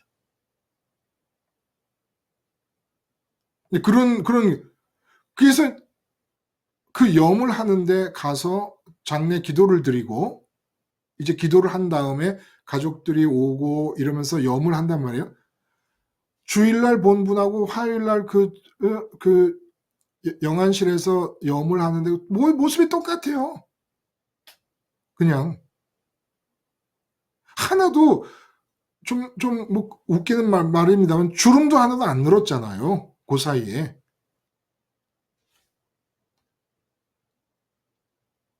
그런데 문제는 옆에서 가족들이 있고 옆에서 목사가 있고 해도 그 죽은 분들의 특징은 뭐냐면 의식을 못해요. 그러니까 존재감이 의식에 담겨지지가 않아요.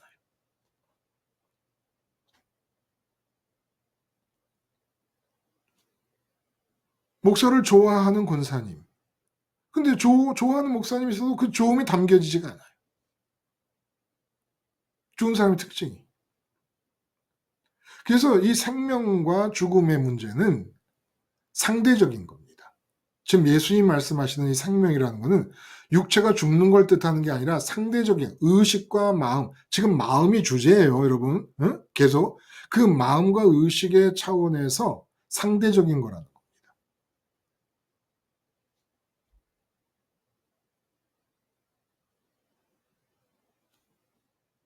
음식도 저는 나이가 들면서 그렇게 좋아하는 라면을 안 먹게 돼요. 그러면 메뉴를 생각할 때 내 의식 속에, 내 마음 속에 라면이 담겨지질 않아요. 라면이 죽은 겁니다. 그래서 생명이라는 건 뭐예요? 하나님하고 관계가 시작이 돼서 하나님과 이제 하나 되려는 관계가 있을 때 하나님에 대해 살아 있어야 되잖아요. 의식과 마음이 살아 있어야 된다는 거예요. 의식이 하나님에 대해 존재감을 느끼고 마음이 하나님에 대해 좋음을 느껴야 된다는 겁니다. 근데 의식은 사장님의 존재감이나 돈의 존재감, 건강의 존재감을 느껴요. 그러면 하나님에 대해서 생명이 없는 거예요. 하나님은 분명히 계십니다. 팩트예요. 사실이에요. 근데 그 사실로 살아계신 하나님에 대해서는 의식이 존재감을 못 느껴요. 그럼 그 의식은 생명이 없는 거예요. 하나님 입장에서, 천국 입장에서 보면. 근데 75억 인구가 누가 팩트로서 살아계신 하나님의 존재감을 의식에 담고 있습니까? 아내의 존재감, 남편의 존재감, 내 건강의 존재감, 돈의 존재감, 응? 사건의 존재감, 무슨 뭐 계획이 있으면 계획의 존재감 하다못해서 이런 많은 이 세상에서 일어나는 것들의 존재감을 의식 속에 담고 있지 하나님의 존재감을 담고 있어요? 여러분이 생활을 해 나가는 중에 이일저일 직장에서 가정에서 이일저일 신경 쓸 때 하나님 살아계신다라고 하는 그 사실에 대해서 의식의 여러분 의식의 주머니에 하나님의 존재감을 담고 있는 사람이 몇 사람 됩니까? 그럼 여러분은 하나님 입장에서 천국 입장에서 볼 때 죽은 겁니다. 생명이 없는 거예요. 생명이 없는 자들이 움직이는 좀비인 거예요. 내가 아내를 마음의 의식에 담고 있다. 하나님의 존재감을 안 담고 있다. 그거는 남편이 아니라 좀비입니다. 좀비. 내가 세상에 대해서 살아있다는 것은 하나님에 대해서 죽었다는 거잖아요. 세상에 대해서 살아있다는 것은 세상의 존재감을 의식 속에 담고 있다는 것이고 세상의 좋음을 마음이 담고 있다는 거예요. 그러면 하나님에 대해서 죽은 겁니다. 그러므로 하나님에 대해서 의식과 마음이 담고 있지 않는다면 그건 다 생명이 없는데 천국 입장에서 보면 생명이 없는 좀비들인 겁니다. 자식을 담고 있는 아빠, 좀비 아빠예요. 살아있는 자가 아니에요. 생명이 있는 자가 아니라는 겁니다. 살아있다는 것은 불가능해 보이고 비현실적으로 보일지도 몰라요. 그런데 직장에서든 가정에서든 언제 어디서든 밖에 있든 나게 있든 길을 가든 누워있든 앉아있든 서있든 하나님만이 있는 분으로 의식되고 있는 상태여야 된다는 거예요. 그러면 어떻게 사나 걱정을 해요. 여러분이 사는 것은 하나님만이 존재감으로 느껴지지 않고 사는 것은 인간이 사는 게 아니에요. 좀비가 사는 거지 지금. 이 좀비로 살고 있던 삶을 못 이어가서 아주 안달이 난 거예요.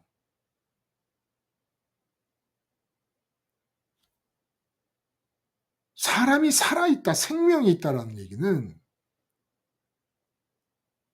나를 창조하신 창조주의 있음을 의식에 담을 때, 그 창조주만이 좋을 때, 좋다고 느껴지고 창조주만이 있다고 느껴질 때, 그게 인간이 살아있는 거예요. 그렇게 인간이 살아있을 때는 어떻게 삶이 이루어집니까? 예수님이 말씀하셨잖아요, 본문에서. 내가 말하는 거, 내가 행동하는 거 다 아버지가 내 안에서 행하시는 것이다. 의식에도 아버지를 담고 마음에도 아버지를 담았으니까 당연히 말하고 행동하는 게 아버지가 하는 거겠죠. 그게 사람입니다. 생명이 있는 사람이라는 거예요. 아버지는 엄연히 살아계시고, 그런데 사장님 앞이라고 사장님이 의식에 담겨요. 그러면 죽은 거예요. 이제부터는 좀비예요. 사장님을 담고 사장님의 힘에 의해서 사장님의 권력, 사장님의 지시, 사장님의 요구사항, 그것에 의해서 움직이는 좀비인 거예요. 내 의식에 돈이 들어왔다. 그러면 돈의 권세에 의해서 움직여지고 있는 좀비인 거예요. 사람의 삶을 못 산다고 안타까워하고 이 넌센스죠. 좀비의 삶을 못 산다고 안타까워하는 거라는 겁니다.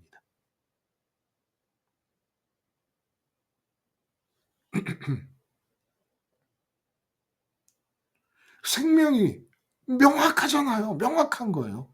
죽은 시체는 옆에서 건드리고 있는 그 존재의 존재감을 못 느낀다는 거예요. 못 느낀다니까요. 아무리 어떤 좋은 걸 갖다 드리더라도 좋다는 걸 못 느낀다니까요. 그래서 천국 기준, 예수님 기준, 아버지 기준으로 생명이 있다 없다를 어떻게 따지느냐. 아버지 앞에 서면 더 이상 간격이 벌어질 필요가 없을 정도로 최고로 좋은 분인데 그 최고로 좋은 아버지의 있음을 의식하지 못하는 거예요. 그 아버지의 존재감이 의식 속에 없는 거예요. 이미 사람이 아닌 거예요. 그럼 뭐 어떻게 움직여 그게? 생명이 아닌데, 생명이 없는데 다른 게 담겨요. 다른 게 담겨서 움직이는 걸 뭐라 그래요? 그걸 좀비라 그래요.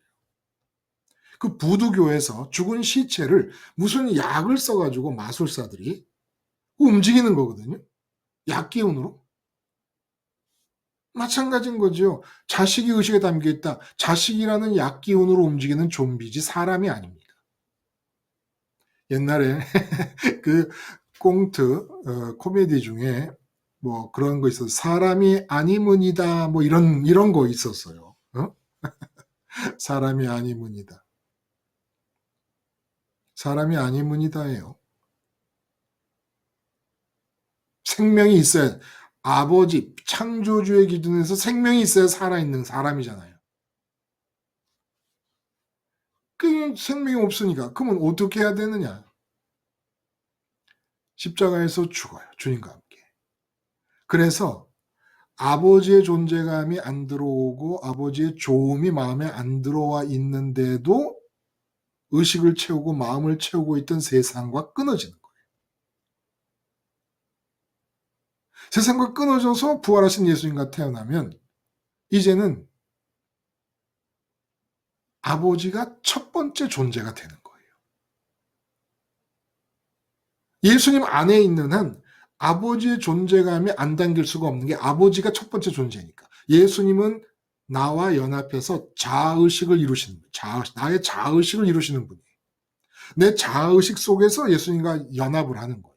예수님과 함께 죽은 자라는, 세상에 대해 죽은 자라. 그래서 부활하신 예수님과 함께 하나님에 대해서만 살아있는 자다.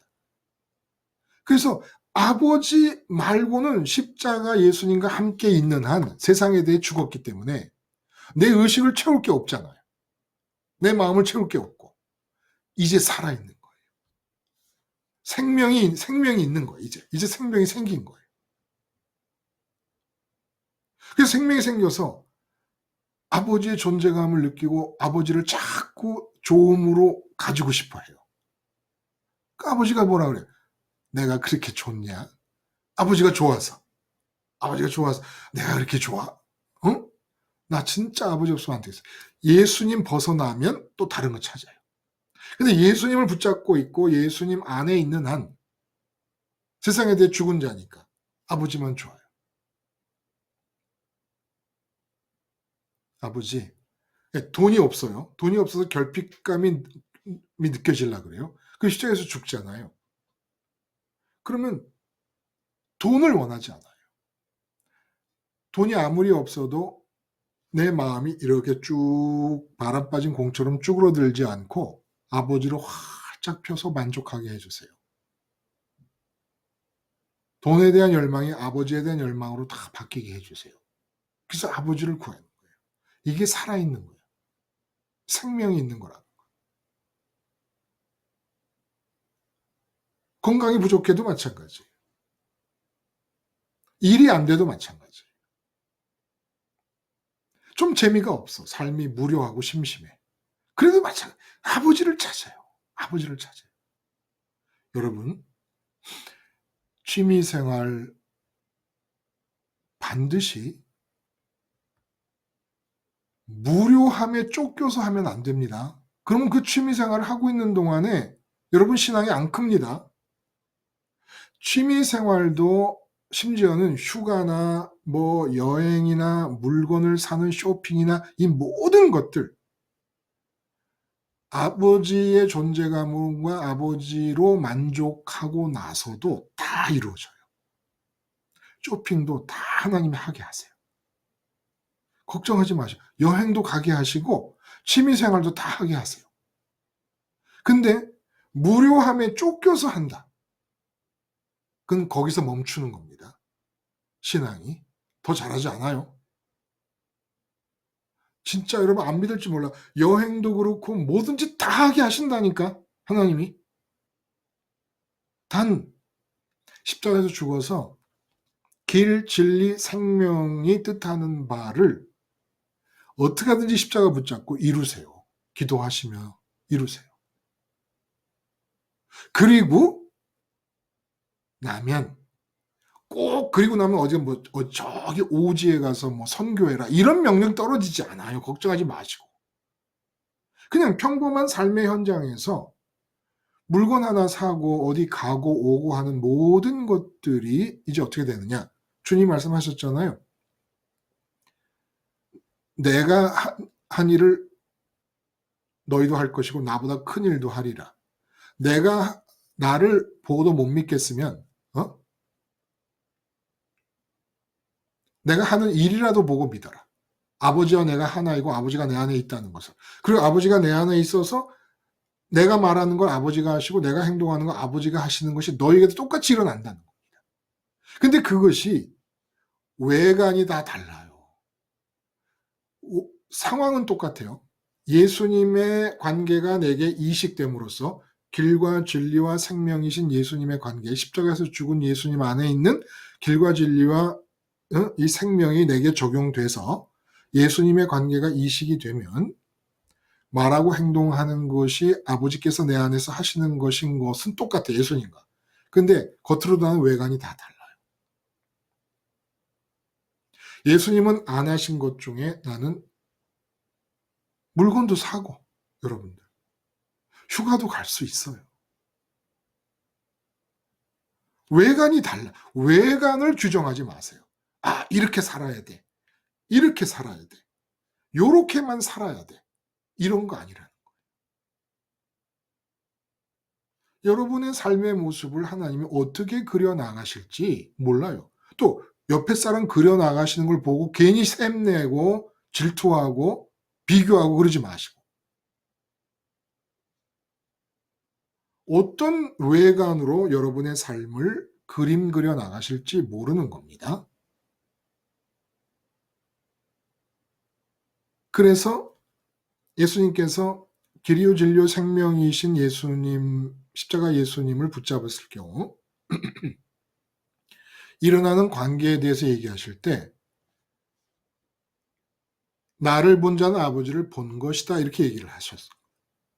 이제 관계가 아버지를 본다, 아버지를 안다. 이 관계로 발전을 한 거예요. 우리는 미리 얘기했죠. 내가 하는 말과 내가 하는 행동을 아버지께서 속에서 하신다라고 하는 게 최종점입니다. 아버지와의 관계에서. 근데 그 전에 길과 진리와 생명이 적용됐을 경우에 나타나는 일은 아버지를 알고 아버지를 보는 일이라는 거예요. 실제로 그 아버지를 안다, 본다라는 것이 이제 의식에 담겨진 존재감이 커짐을 말하는 거예요. 커짐을. 그리고 마음에 하나님의 좋음이 커짐을. 그러니까 아버지의 존재감에 눈 뜨는 것이고 보는 거예요. 의식이 아버지의 좋음에 마음이 눈 뜨는 겁니다. 그걸 본다 안다로 표시를 하신 것이에요. 그러니까 생명이라고 하는 단어가 연결이 되는 것이죠. 생명이 지속되고 있는 상태 계속 보고 있는 거예요. 이제 아버지를 보는 것이고 아버지를 아는 것이고, 그래서 계속 존재감이 커지고 아버지의 조음이 커지면서 점점 나타나는 일이, 내 의식을 아버지의 존재감이 가득 채우고 마음을 조음이 가득 채우면서 나타나는 일이 말하고 행동하는데 아버지께서 하시는 것이 된다는 겁니다. 그리고 주님이 행하시지 않는 일 중에 더 큰 일이 어떤 게 있을까요? 뭐 예를 들어 뭐 남북 통일 같은 게 더 큰 걸까? 외관상 주님이 하시는 일 중에, 주님과 나의 차이는 외관상 드러나는 행동에서 차이가 나는 게 아니라, 그분은 그리스도시고 나는 그리스도로 구원을 받은 자의 이 차이는 외관으로 드러나는 게 아니라 예수님 말씀하신 대로 더 큰 일도 하실 수 있다는 거예요. 저한테 말씀을 듣고 계시지만 이 말씀대로 여러분이 사셔서 길과 진리와 생명이 날마다 잘 적용이 되고 정말 하늘이 고무들처럼 느려서 땅에 도착한 예수님 십자가를 내 자가용으로 생각해가지고 날마다 하루에 1초 만에 수십 번, 수백 번씩 장소가 바뀌고 상황이 바뀔 때마다 3차원에서 4차원으로 들어가는 그런 삶을 사신다면 외관으로 드러나 보일 때 저는 상상도 하지 못하는 큰 일을 여러분 다 하실 수 있죠. 아버지께서 하시는 것이니까. 여러분 안에 들어간 아버지가.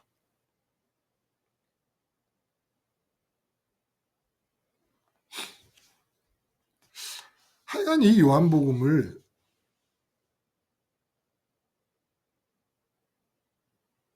참 그동안은 너무 몰랐던 것 같아요. 그래서 제가 그런 말씀 많이 드립니다. 아버지하고 친해진 만큼 성경이 보이고 진리가 보인다. 그러니까 그 비유를 제가 여러 번 들잖아요. 산에 올라갈 때 해발 500m에서 보는 광경이 다르고 해발 1000m에서 보는 광경이 달라요. 똑같은 방향이라도. 그러니까 아버지하고 친해진 만큼 성경이 이해되고 성경이 보이는 것 같아요. 그 예수님은 아버지와 하나, 일체이시고 당신 자신이 완벽한 아버지, 하나님이신 그런 분이 말씀을 하신 거니까. 그 깊이와 넓이가 어떻겠어요? 그러니까 이렇게 날마다 우리는 아버지께로 가까이 가는 고도가 바뀔 때마다 문제는 방향이 하늘로 향해 있고 하늘에서 이 땅으로 늘려놓은 주님을 올라타고 하늘로 가는 삶이 반복되기만 한다면, 그게 제가 시즌 1에서 말한 것과 시즌 2에서 말한 게 틀릴 수도 있을 것 같아요. 왜냐하면 내가 그걸 다 지금 기억도 못하니까 3,000개, 시즌 1에서만도 설교가 몇천 개가 되고 지금 시즌 2에서도 몇천 개가 되니까. 그런데 여러분이 혹시 다른 식으로 말하는 것을 발견하신다 그래도 괜찮은 것은 십자가를 얘기하고 있어요. 그리고 십자가에서 세상에 대해 죽음을 얘기하고 있고 하늘에 계신 아버지께 감을 얘기하고 있어요. 그러면 디테일한 부분에서 달라도 괜찮아요. 말한 본인이 이런 얘기를 해요. 뻔뻔스럽게. 예? 근데 뻔뻔스럽게 얘기해요. 괜찮아요. 그거 다른 거 아무것도 아니에요. 왜? 계속 십자가를 얘기하고 십자가를 붙잡자고 얘기하고 있는 한 틀려도 틀린 게 아니에요. 결국 맞는 거예요. 그래서 괜찮아요. 그래서 시즌 1부터 들으셔도 좋아요.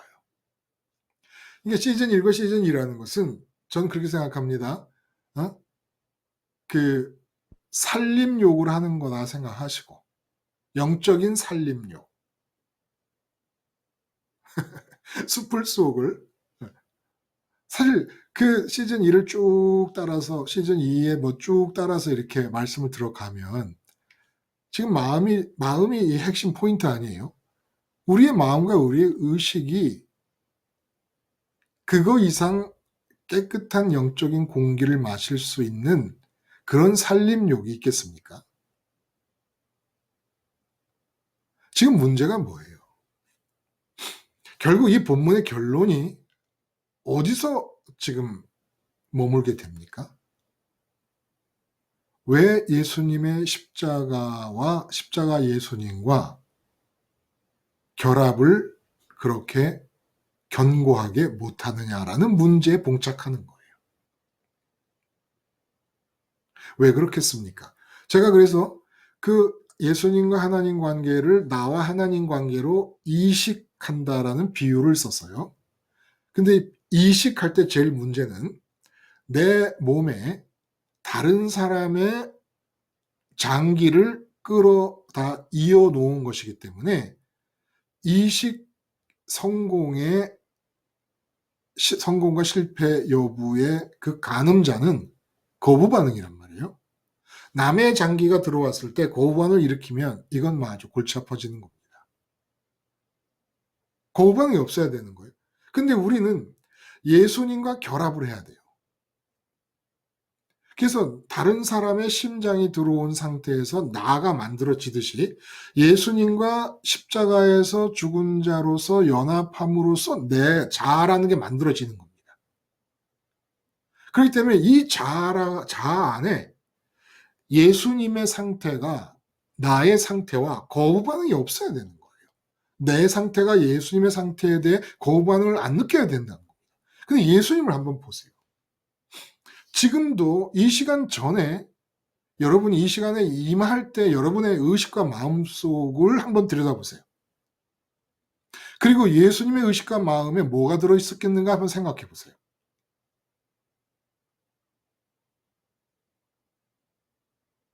지금 말씀이 진행되는 동안에 1시간 40분 지나가는데 이 말씀이 진행되는 동안에 여러분의 의식과 여러분의 마음이 처음보다 많이 바뀌었을 거예요. 이 시간 동안에 많이 바뀌었어요. 이미 의식에 하나님이 많이 지금 차고 내 마음에 하나님의 좋음이 많이 차고 있습니다. 처음에 비하면. 그래서 예수님 십자가에서 연합할 수 있고 연합할 때 거부 반응이 없어지는 상태로 가는 겁니다. 근데 또 이 시간이 끝나면 또 금방 의식과 마음이 이 세상 것 들어오고 세상 존재감 들어오고 세상 좋음이 들락날락거립니다. 그럼 또 예수님과의 실질적인 연합이 안 되는 거예요. 근데 끊임없이 의식이 세상 것들의 존재감을 담고 내 마음이 세상 것들의 좋음을 담고 있으면서 십자가가 안 죽어진다는 자꾸 얘기를 하는 겁니다. 그러니까 나를 보라는 거예요. 나를 보라는. 예수님을 관찰하고 나를 관찰하라는 겁니다. 이 관찰할 수 있잖아요. 그러면 절반은 죽은 거예요. 절반은. 예수님을 객관적으로 관찰하면 예수님과 하나가 돼야 되는데 부활에서도 예수님과 하나가 돼야 되는 거예요. 승천에서도 예수님과 하나가 돼야 되는데 예수님의 의식 속에 뭐가 담겨 있습니까? 하늘에 계신 아버지밖에 없어요. 사내들인 공회 앞에서도 아버지의 존재감 뿐이고 제자들 앞에서도 아버지의 존재감 뿐이고 십자가라는 정말 과격할 정도로 고통스러운 사건 앞에서도 아버지의 존재감 뿐입니다. 아버지의 좋은 뿐이에요. 그런 예수님과 내가 연합을 해야 된다는데 나는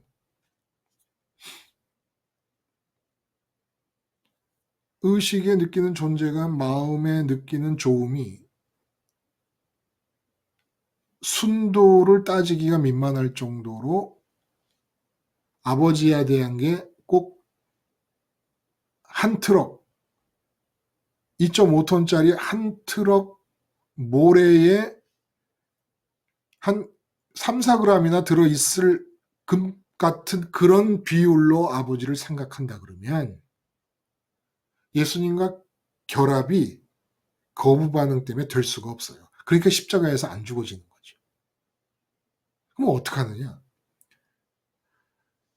내가 돈 때문에 걱정스럽고 세상 일 때문에 마음의 의식이 가득 찼어요. 직장에서 일어나는 일 때문에 마음의 의식이 가득 찼어요. 그러면 그 순간 예수님을 한번 봐요. 십자가 예수님을 봐요. 예수님 속에는 그 마음에 어떤 존재감이 들어있겠고 그 마음에 어떤 좋음이 들어있었겠는가를 한번 봐요. 객관적으로 관찰을 좀 해봐요. 아, 이래서 내가 죽어야 되는구나. 지금 내가 담고 있는 세상 일들은 내가 안 담고 있어도 하나님이 다 보고 계세요. 주권으로 준비해 놓고 계세요. 그걸 왜 내가 담아요? 예수님의 생애 속에 예수님의 의식과 예수님 마음에 하나님 아버지 말고 다른 게 뭐가 들어와 있었겠습니까? 근데 그 예수님과 연합을 해야 되는데 그냥 아무런 의식 없이 예수님은 어떤 상태였는가 객관적인 관찰도 없고 내가 어떤 상태인가 객관적인 관찰도 없이 그냥 예수님 자꾸 십자가에 죽는다 소리만 하고 있는 거예요. 죽는다. 죽는다.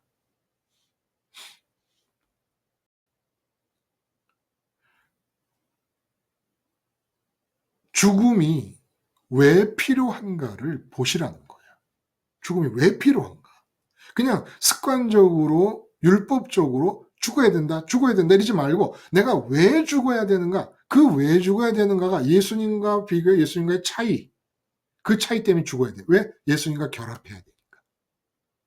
근데 이게 어려운 게 아니에요. 세상 것을 의식에 담고 살아가는 것보다 쉽다니까요. 이게 훨씬 쉽다니까요. 이 좀비로 살아가는 삶, 내 의식과 내 마음에 세상 것에 있음, 세상의 것의 존재감과 세상 것의 좋음을 담고 사는 좀비의 삶보다 아버지만 담고 있는 생명의 삶이 활기차고 기쁘고, 그래서 그 영화 보면 좀비들이 제대로 움직이는 것들이 하나도 없어. 어떻게 이래. 에? 그건 맞아요. 다 맞아. 제대로 못 사는 거예요. 이렇게 부드럽고 원활하게 못 살아요. 활기차게 끼끼끼끼 이러고 살아요. 다. 왜? 생명이 없이 이상한 곳이 들어가서 움직이고 있으니까. 훨씬 쉬워요. 훨씬 쉽다니까. 어떤 분은 또 그렇게 재밌게 메일을 써요. 목사님께서 늘 쉽다고 하시는 그 십자가 생활을 어렵게 하고 있습니다.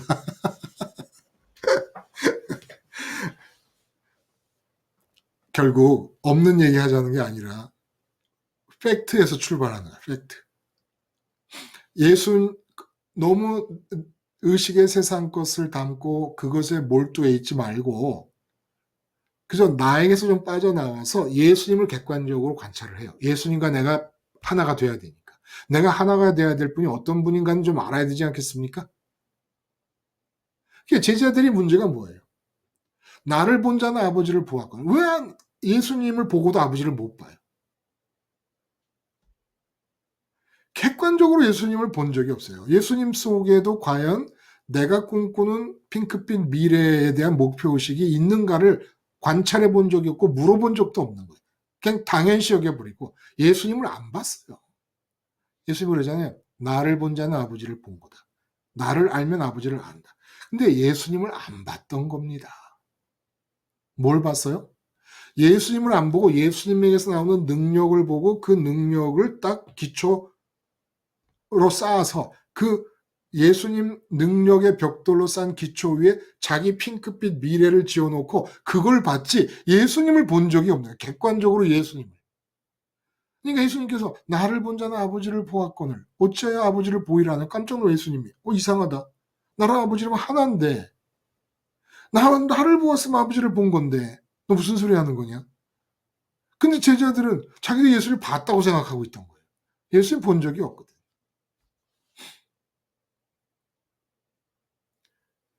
예수님을 봅시다.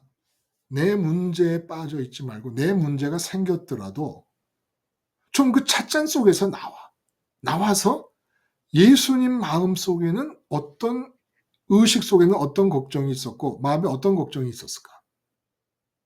의식에는 뭐가 차 있었을까? 예수님 의식 속에는. 내가 연합하고 하나가 되어야 되는 예수님이니까.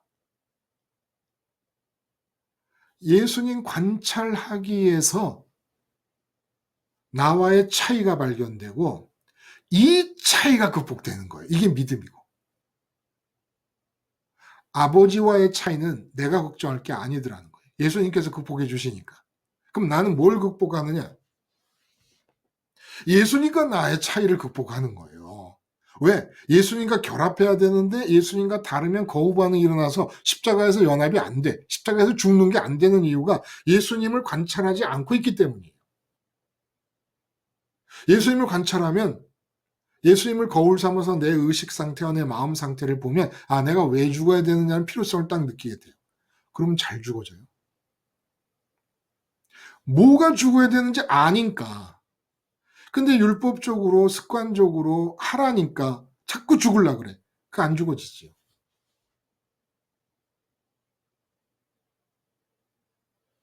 예수님을 봅시다.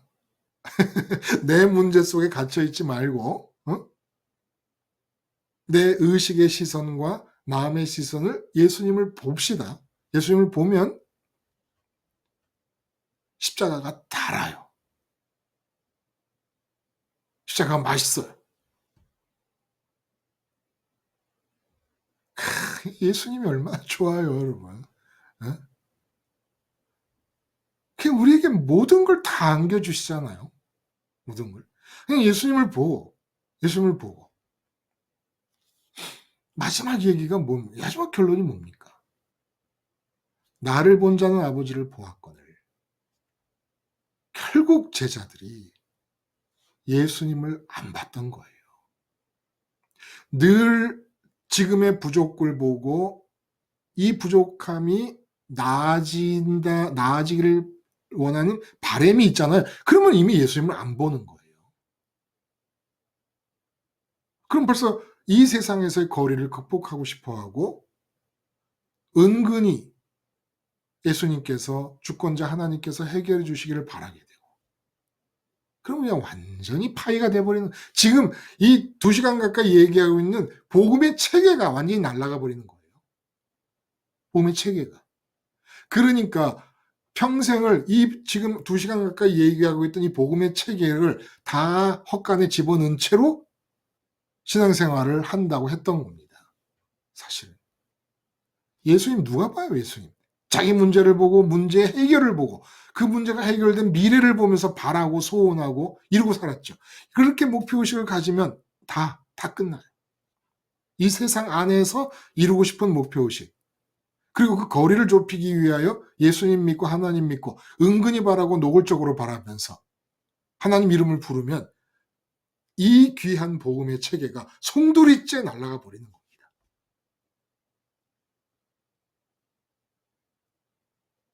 세상 귀중하지 않다는 게 아니에요. 귀중하니까 좀비로서 살지 말고 아버지가 나를 통해 사시도록 하자는 거예요. 응? 세상 떠나자, 세상에 죽자 그러니까 세상이 하찮고 막 이래서가 아니에요. 아버지 뜻 안에서 다 귀해요. 근데 물론 내 마음의 좋음에서는 하찮아져야 돼요. 당연히 배설물처럼 여겨져야 돼요. 그러나 아버지 계획이 다 있어요. 내 마음을 기준으로 했을 때 배설물이라는 거지. 담으려고 하니까 배설물이란 말이야. 담지 않으면 객관적으로 놔둘 수만 있다면 그게 왜 배설물이야? 하나님의 섭리와 계획의 재료들이죠. 다. 무슨 뜻인지 아시죠? 그렇죠? 그 뉘앙스의 차이를 예수님을 제자들은 안 봤다. 이게 결론입니다. 이 본문에. 그래서 예수님과 십자가에서 결합할 준비가 안 돼 있는 상태였다. 근데 예수님은 십자가 사건을 무시간적, 무공간적인 사건으로 우리 개인에게 완전히 내 소유로 주셔서 십자가라는 게 뭐냐? 아버지와 하늘에서 예수님이 하나이신 그 관계를 고무줄처럼 늘여가지고 하나인 관계를 쭉 늘여서 내가 올라탈 수 있도록 승강장을 만든 게 십자가 사건이다. 그래서 십자가에서 예수님과 껴안고 올라타기만 하면 간다. 근데 예수님과 올라타는 게 연합하는 거니까 예수님을 잘 관측해서 예수님과 하나 되고 예수님과 올라타고 예수님과 연합하는 것이 거부 반응이 일어나지 않게끔 십자가에서 내가 예수님을 끼어안을 때 죽어야 될 포인트가 뭔가를 정확하게 짚고 죽자라는 겁니다. 그래, 거부 반응이 안 일어나니까. 그래야 예수님과 연합할 수 있으니까. 예수님과 연합만 되면 길과 진리와 생명이 적용되면서 아버지와의 관계가, 예수님의 관계가 이식되는 상황이 벌어지고 사람으로 사는 거예요. 사람으로. 좀비가 아니라. 여러분 의식 속에 여러분 자식이 들어있으면, 그래서 움직인다면 여러분 좀비입니다. 여러분 의식 속에 하나님의 존재감만 들어있다면 여러분이 자식에 대해 하는 모든 말은 아버지께서 하시는 것이고 여러분은 사람입니다. 살아있는 사람입니다. 기도하시겠습니다. 하나님 아버지, 요한복음을 통하여 우리에게 깨닫게 해주시는 이 복음 연관의 이 귀한 진리의 말씀들이 우리 속에 오래오래 기억되게 하시고 우리의 의식과 마음의 피와 살이 될 수 있도록 은혜 위에 은혜를 허락하여 주시옵소서. 예수님의 이름으로 기도드리옵나이다. 아멘. 여러분 감사합니다. 또 다음 시간에 뵙겠습니다.